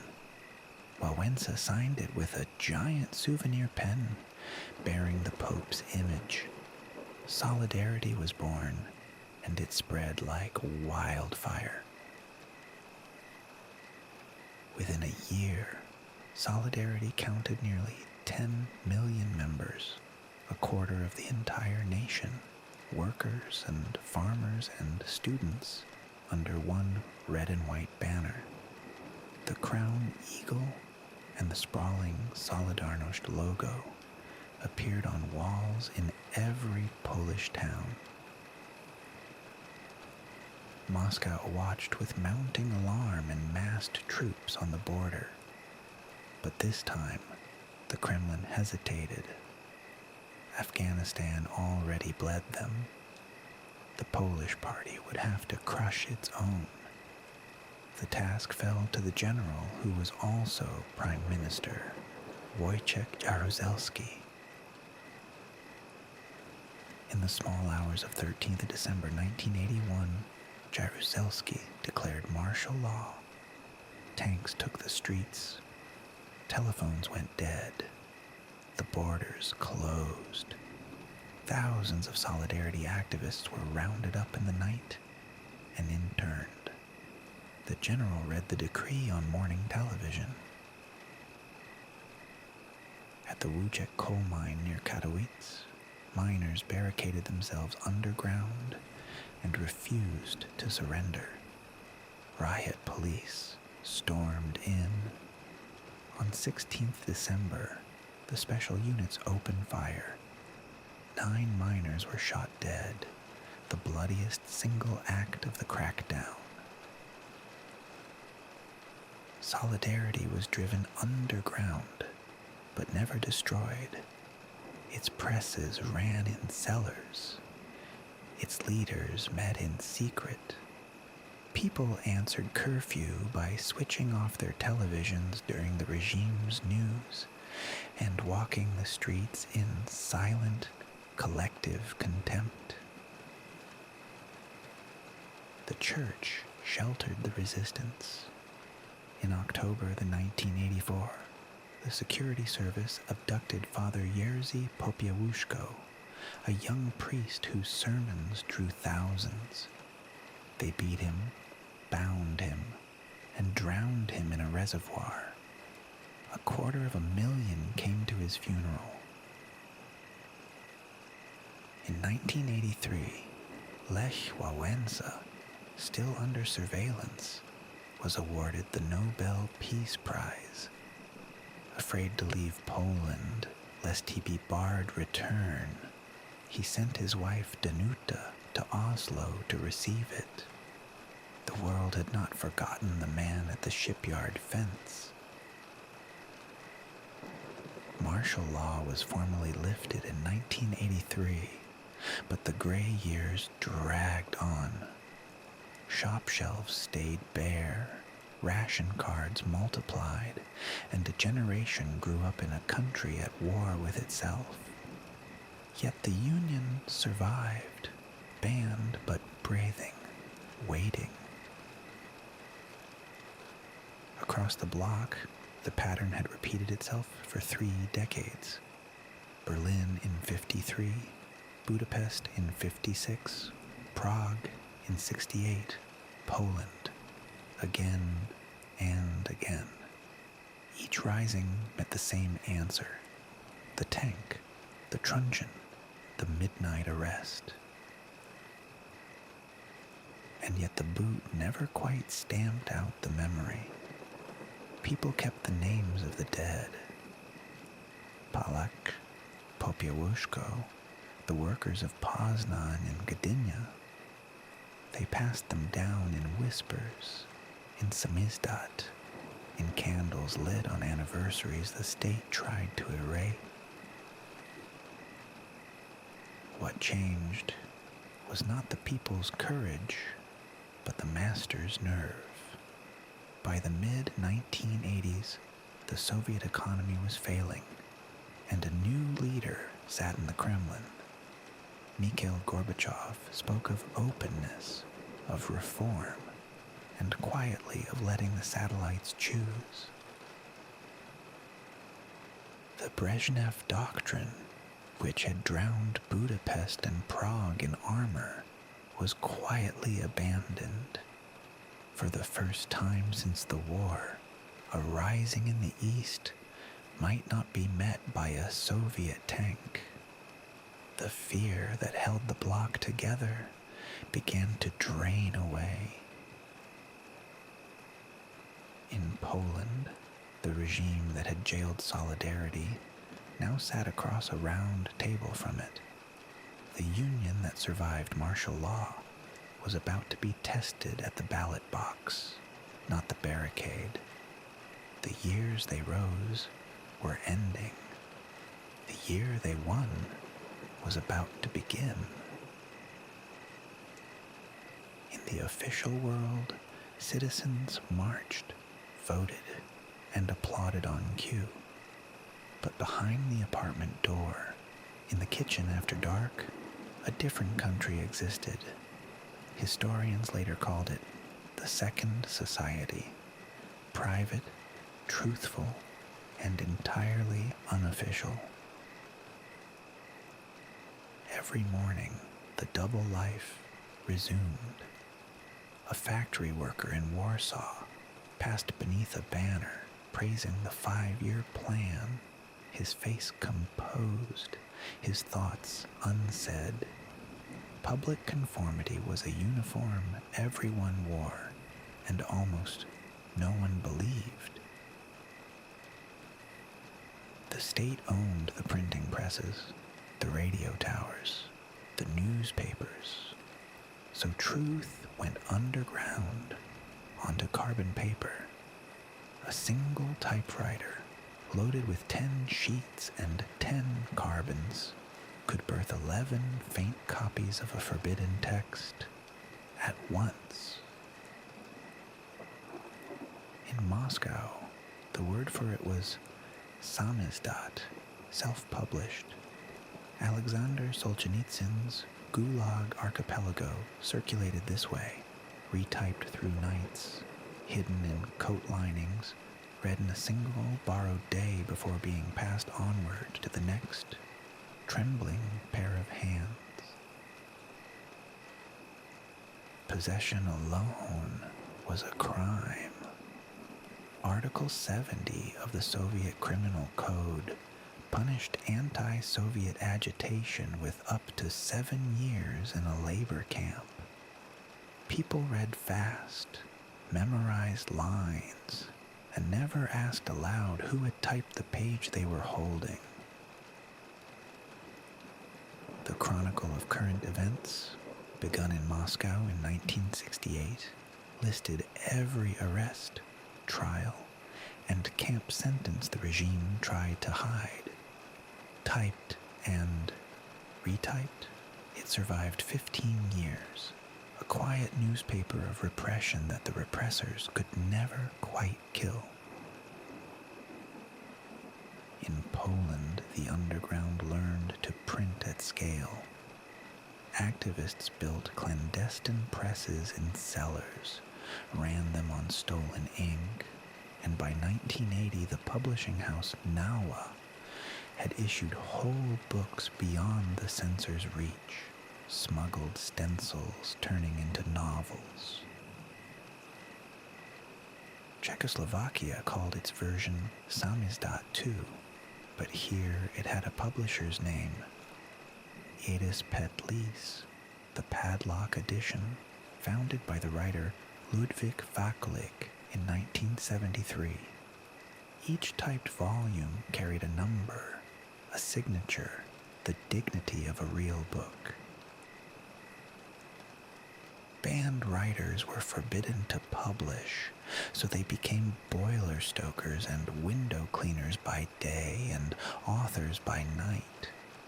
The playwright Václav Havel, barred from the theater, kept writing. His plays performed abroad while at home they passed hand to hand.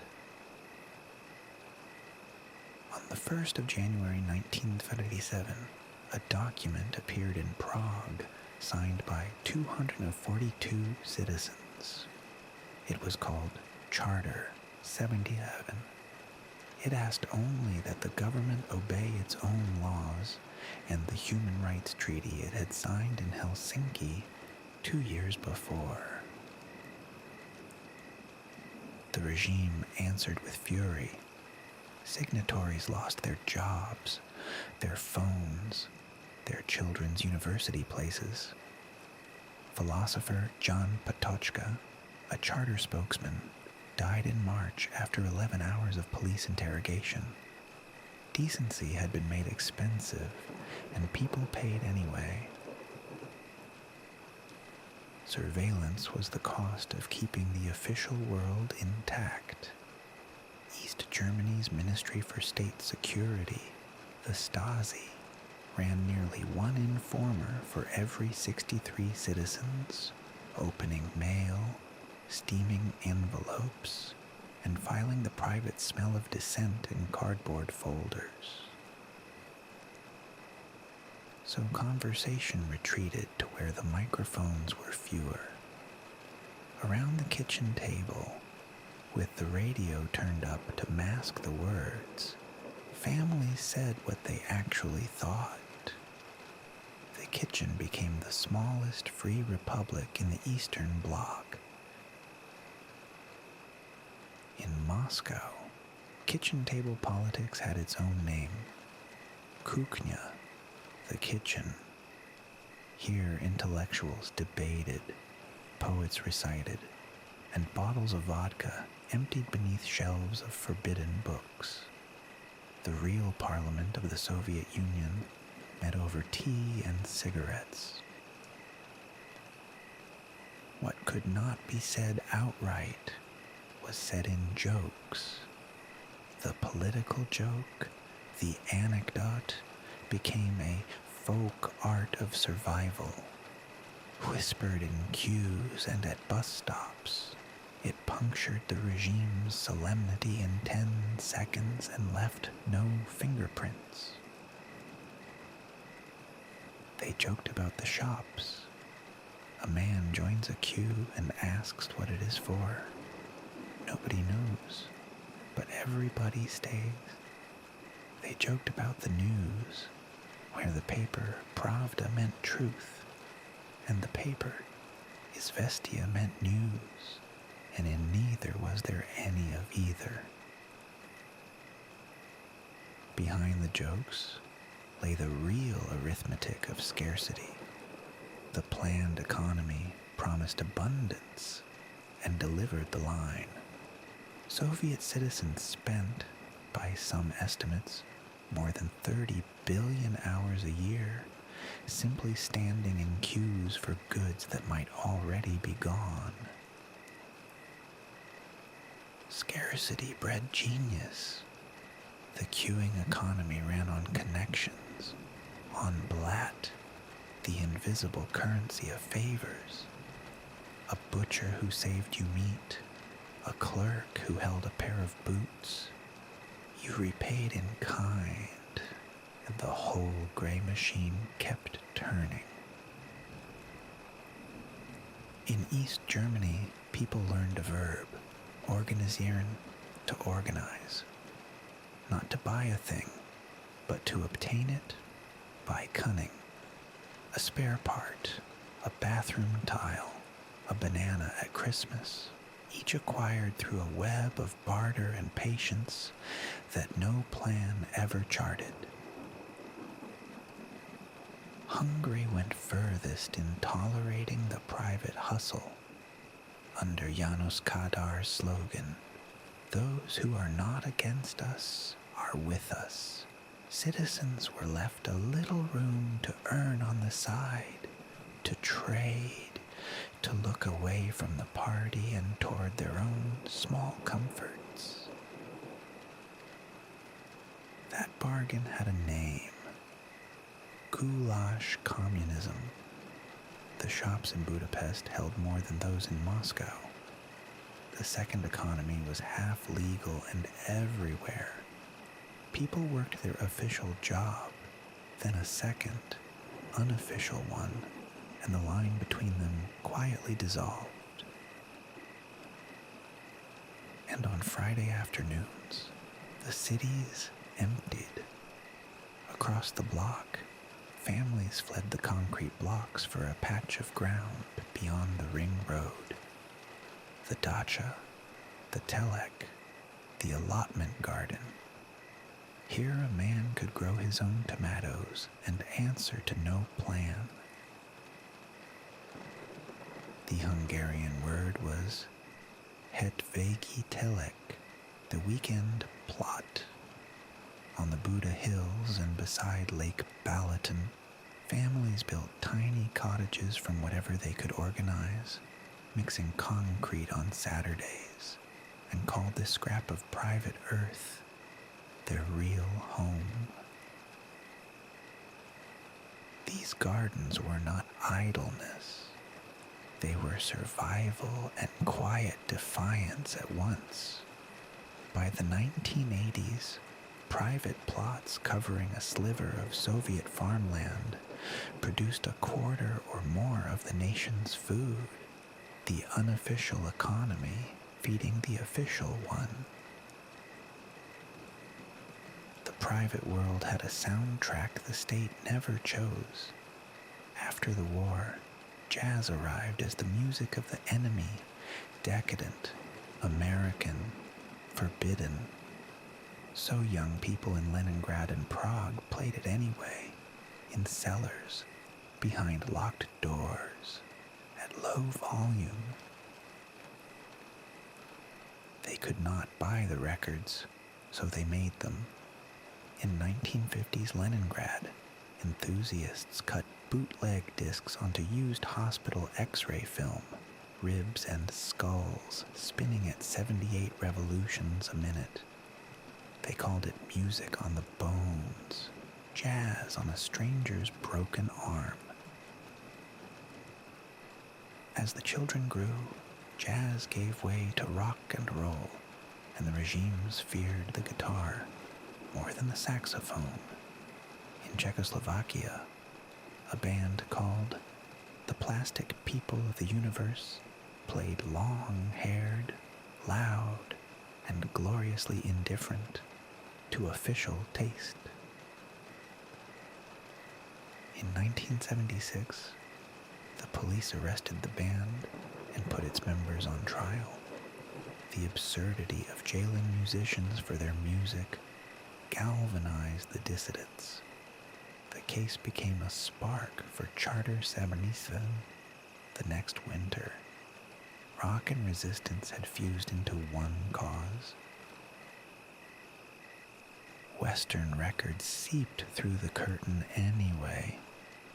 A Beatles album smuggled by a sailor in Tallinn could be copied to tape and copied again, the sound degrading with each pass until John Lennon sang as if from underwater, and still it was treasure.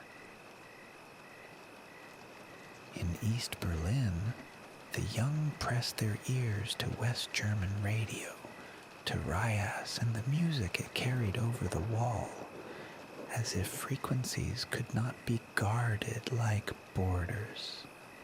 They learned the charts of a country they were forbidden ever to visit. Nothing said West, though, like a pair of jeans. Denim was contraband desire, an entire ideology stitched into blue cotton. A genuine pair of Levi's could fetch a month's wages on the black market in Moscow, and people gladly paid it. Tourists became smugglers without quite meaning to.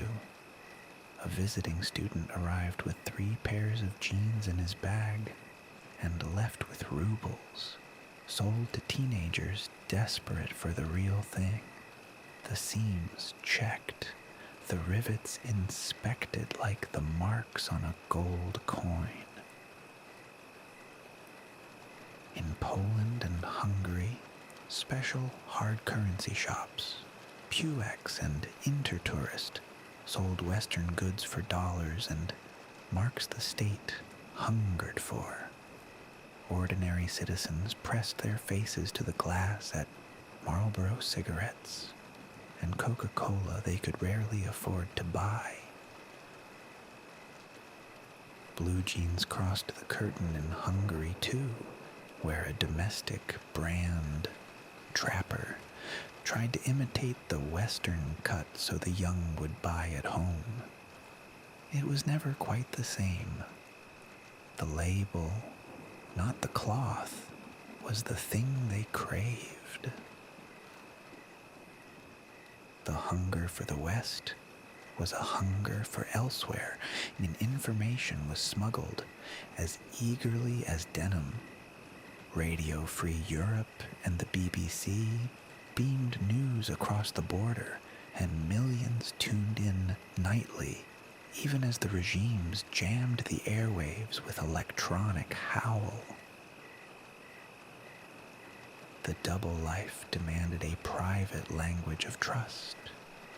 You learned whom you could speak freely with and whom you could not. A friend might be an informer, a colleague might report you. So sincerity itself became a scarce, carefully rationed gift.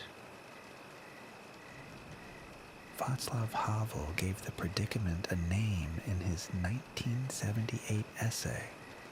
He imagined a greengrocer who places a sign in his window reading, "Workers of the world, unite, not from belief, but from fear," and so becomes a small daily author of the lie.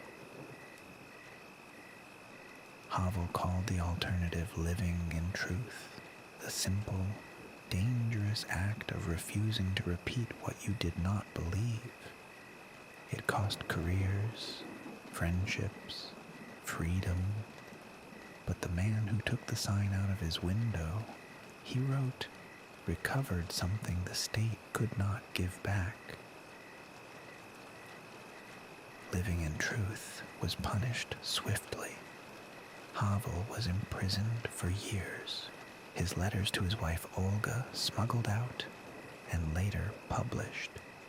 Across the block, the price of honesty was the camp, the psychiatric ward, the forced emigration, the knock at 4 a.m. The Soviet state went further, calling dissent a disease. Sane critics were diagnosed with sluggish schizophrenia and confined to psychiatric hospitals, drugged into silence. To object to the system was, by the system's own logic, proof that you were mad. Yet the Second Society kept widening. In Poland, it grew beyond kitchens into a movement. In August 1980, workers at the Lenin shipyard in Gdansk struck, and an electrician named Lech Wałęsa climbed the fence to lead them into history. From the strike came Solidarity, the first independent trade union in the bloc, 10 million members within a year. The private truth had become a public force. The things once whispered in kitchens were now printed on banners and chanted at the gates. The regime struck back. On the 13th of December 1981, General Wojciech Jaruzelski declared martial law, tanks in the snow.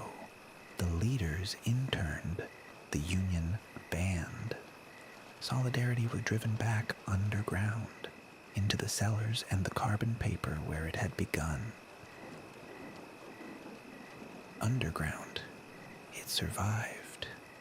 Clandestine presses printed Tygodnik Mazowsza on stenciled sheets.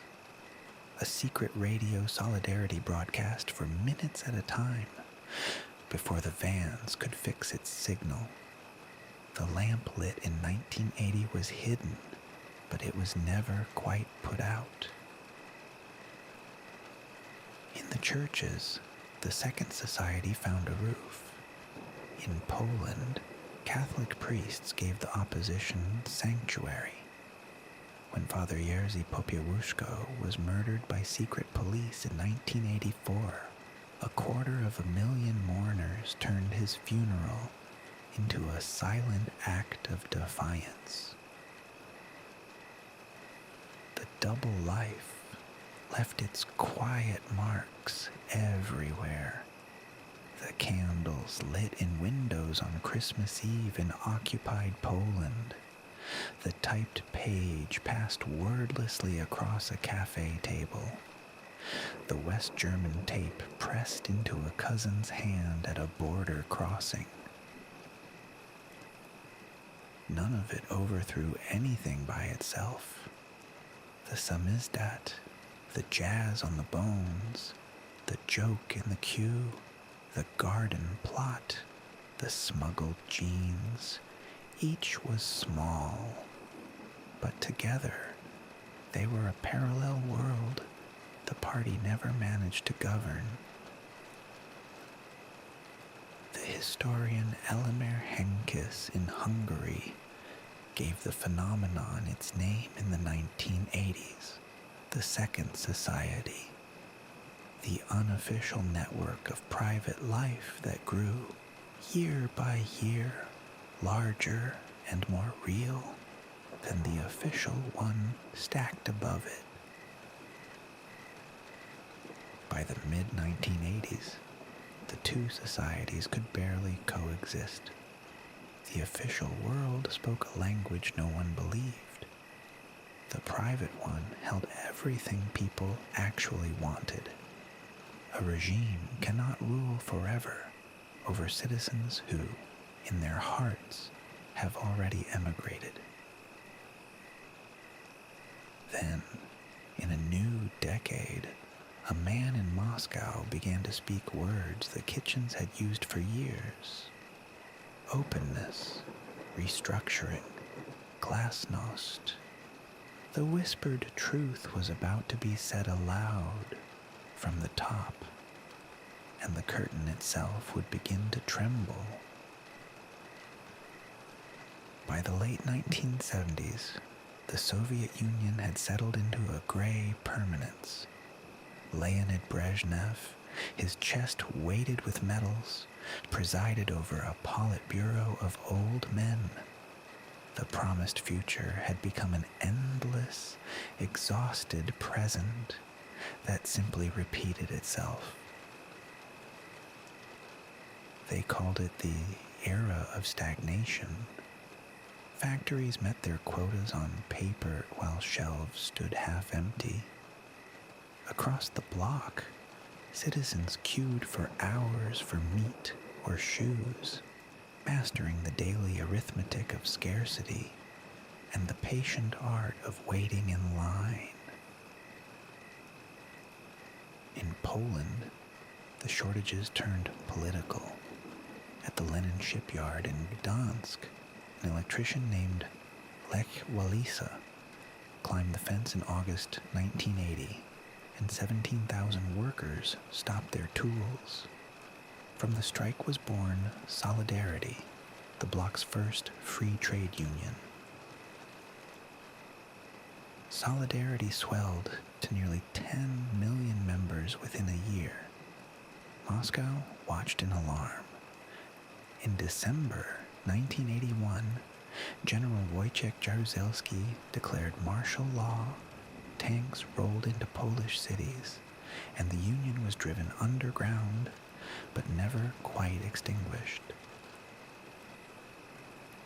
To keep the lights on and the shelves stocked, the bloc borrowed heavily from Western banks. Poland, Hungary, and Romania ran up billions in hard currency debt. The loans bought a little comfort now, mortgaging the survival of the entire system to the future. In Bucharest, Nicolae Ceausescu chose a brutal cure. To repay Romania's foreign debt, he exported the nation's food and froze its heat. Citizens shivered through unlit winters, while he raised a vast marble palace over the bulldozed heart of his capital. The old leaders began to die. Brezhnev in 1982, then Andropov, then Chernenko, 3 state funerals in under 3 years.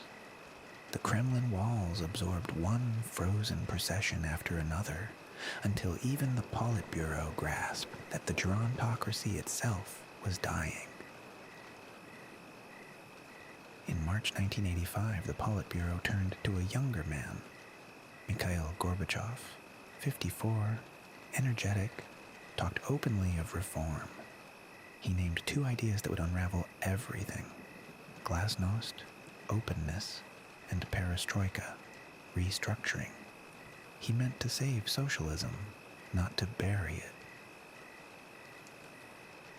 Then, at 1:23 in the morning on the 26th of April, 1986, reactor number 4 at the Chernobyl power station in Soviet Ukraine exploded. A botched safety test tore the 1,000-ton lid from the core and flung radioactive graphite across the rooftop. The first firefighters arrived within minutes, not knowing the rubble glowed with lethal radiation. They fought the blaze in cloth caps and ordinary tunics. Many would be dead within weeks, their bodies broken by doses no human frame could withstand. 3 kilometers away, the town of Pripyat slept. Built for the plant's workers, 50,000 people, it was modern, young, proud. Children went to school that morning. The authorities said nothing, and the spring sun fell on a city already poisoned. For 36 hours, Moscow stayed silent. Only when radiation alarms blared at a nuclear plant in distant Sweden did the world learn something was wrong. On the 27th, buses finally evacuated Pripyat. Its people were told they would return in 3 days. They never returned. Meanwhile, in Kiev, 80 kilometers south, the May Day parade went ahead under a radioactive sky. Officials marched their own children down the boulevards to prove that all was well, exposing them to fallout, to protect a lie. Some 600,000 liquidators were sent to contain the disaster. Conscripts and reservists, they shoveled radioactive graphite from the roof in 60-second shifts. Because the robots failed, over them rose a hastily poured concrete sarcophagus, sealing the wound. Chernobyl scorched something deeper than soil. It exposed a state that lied, even when its own people were dying. For Gorbachev, it became, in his words, the true cause of collapse, proof that the system could no longer hide from itself. Glasnost now widened the cracks. Newspapers printed what had been unsayable: Stalin's crimes, present-day shortages, the truth about Chernobyl. The exile physicist Andrei Sakharov returned from internal exile in Gorky to a Moscow learning cautiously to speak. But perestroika faltered. Half measures dislocated the economy without freeing it. Queues lengthened, the ruble weakened, and shelves emptied further. In an anti-alcohol campaign, the state ripped up vineyards, and even vodka, the people's last solace, grew scarce. Crucially, Gorbachev renounced the Brezhnev Doctrine. Moscow would no longer send tanks to crush its satellites. The men in Warsaw, Budapest, and Prague suddenly stood alone, their power resting on a guarantee that had quietly, decisively been withdrawn. Poland moved first. With solidarity legalized again, the communists agreed to roundtable talks in early 1989. In the June elections that followed, voters annihilated the party. Solidarity won almost every seat it was allowed to contest, a peaceful avalanche. That summer, Solidarity's famous poster appeared on Polish walls, the gunslinger from High Noon, striding to vote, a ballot in his fist. In August, Tadeusz Mazowiecki became the first non-communist prime minister in the bloc since the 1940s. In Hungary, the reform was quieter, but no less real. In June 1989, the regime gave Imre Nagy, hanged for the 1956 uprising, a public reburial. 250,000 Hungarians filled Heroes Square, mourning a man the state had erased. In May, Hungarian border guards had begun cutting the barbed wire along the Austrian frontier. Foreign ministers Gyula Horn and Alois Mock snipped a ceremonial length for the cameras. The Iron Curtain, for 40 years a wall of steel, was being dismantled by hand. On the 19th of August, near Sopron, activists staged the Pan-European Picnic, a friendship gathering across the open frontier. When a border gate swung ajar, hundreds of East German holidaymakers ran for Austria. The guards, ordered not to shoot, let them go. Word spread through East Germany like fire. Thousands drove their Trabants south, camping in the gardens of the West German embassy in Budapest. On the 11th of September, Hungary formally opened its borders, and the tide became a flood no wall could hold. Inside East Germany, pressure built in the churches. Every Monday in Leipzig, congregations spilled from the Nikolaikirche carrying candles, chanting, "Wir sind das Volk," we are the people. By October, the marches numbered hundreds of thousands, and the Stasi did not fire. In October, East Germany staged its 40th anniversary. Gorbachev, a stony guest at Honecker's side. Behind the fireworks, the regime was hollow. Within weeks, the aging Erich Honecker was forced out, replaced by Egon Krenz, who inherited a collapsing house. On the evening of the 9th of November 1989, a flustered official named Günter Schabowski announced new travel rules at a press conference. Asked when they took effect, he shuffled his papers and said the fateful words, "Immediately, without delay." Within hours, East Berliners surged to the crossings. At Bornholmer Strasse, the crowd swelled until the bewildered guards, abandoned by their commanders, simply raised the barrier. For the first time in 28 years, the wall stood open. They climbed the wall at the Brandenburg Gate, strangers from east and west embracing on the concrete, champagne and tears in the November cold.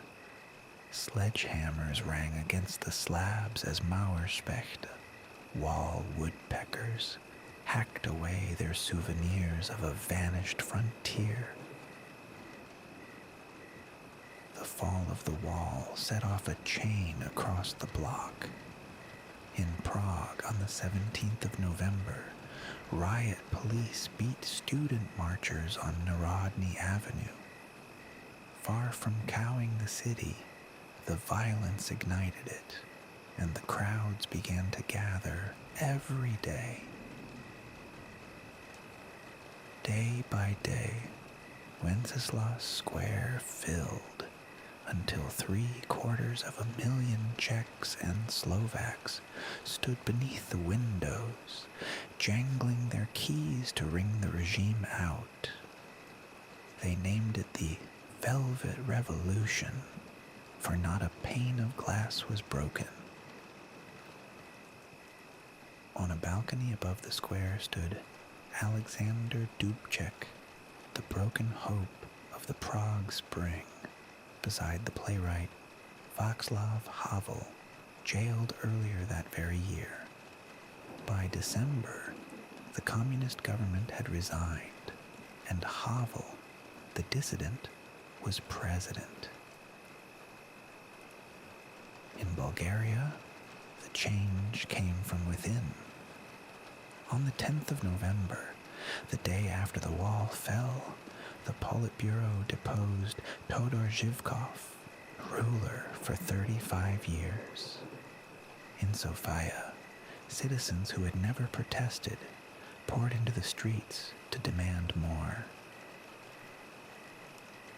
Only Romania resisted. Ceausescu's Securitate held the country in a vice of fear, unmatched anywhere in the bloc. But in December, in the western city of Timisoara, a crowd rallied to defend a dissident pastor, and the troops opened fire. News of the Timisoara massacre raced across Romania. On the 21st of December, Ceausescu summoned a loyal rally to the balcony of the Central Committee in Bucharest. Mid-speech, the crowd began to jeer. Disbelief crossed his face, and the broadcast cut away. That moment shattered the spell of fear. Bucharest erupted.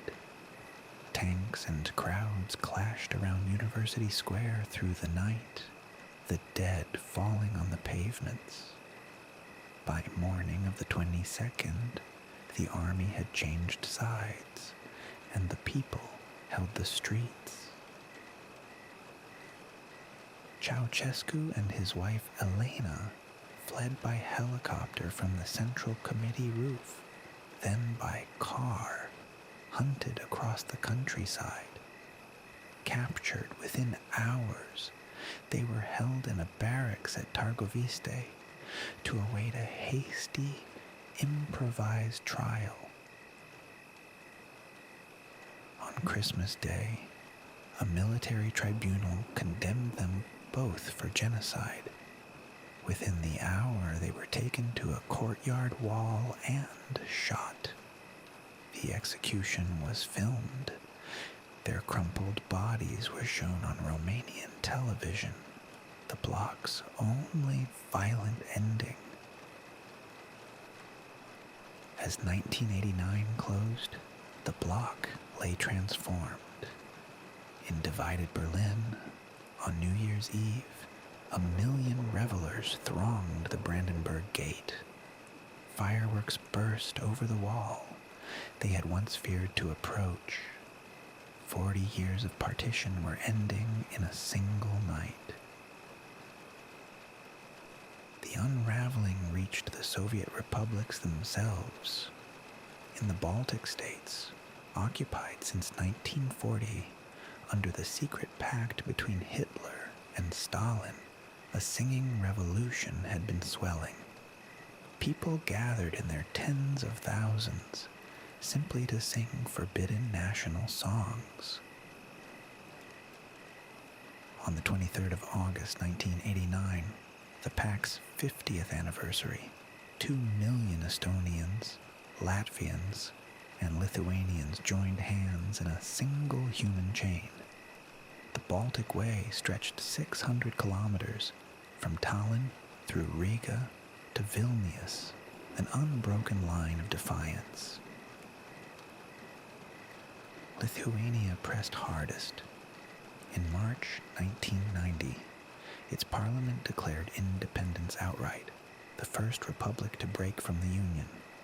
Gorbachev answered with an economic blockade, and in January 1991, Soviet troops stormed the Vilnius television tower, killing 14 unarmed civilians. The Soviet Union was now coming apart at its own seams. In August 1991, hardliners seized Gorbachev at his Crimean dacha and rolled tanks into Moscow to halt the reforms. The coup was meant to save the empire. It destroyed it. Boris Yeltsin, president of the Russian Republic, climbed onto a tank outside the White House and called the coup illegal. Crowds built barricades and stood their ground. Within 3 days, the plotters lost their nerve, and the tanks withdrew. The coup's failure left Gorbachev, a leader without a country. One by one, the republics declared independence through the autumn of 1991. Crowds in Moscow and Leningrad toppled the statues of the secret police, Felix Dzerzhinsky, hauled by crane from his pedestal. On the 25th of December, 1991, Mikhail Gorbachev resigned in a televised address. That evening, the red flag with its hammer and sickle was lowered over the Kremlin for the last time, and the Russian tricolor rose in its place.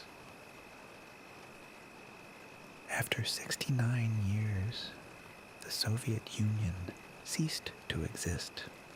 Across the former bloc, statues of Lenin came down in city squares from Berlin to Bucharest to Kiev, hauled away by cranes or simply left to lie in the grass like fallen idols. The euphoria did not last long. Hyperinflation devoured savings. State factories closed. Pensioners sold their belongings on city pavements. For millions, freedom arrived hand in hand with hardship, and the cost of transition was paid in years of insecurity. Yet the borders that had divided a continent were gone.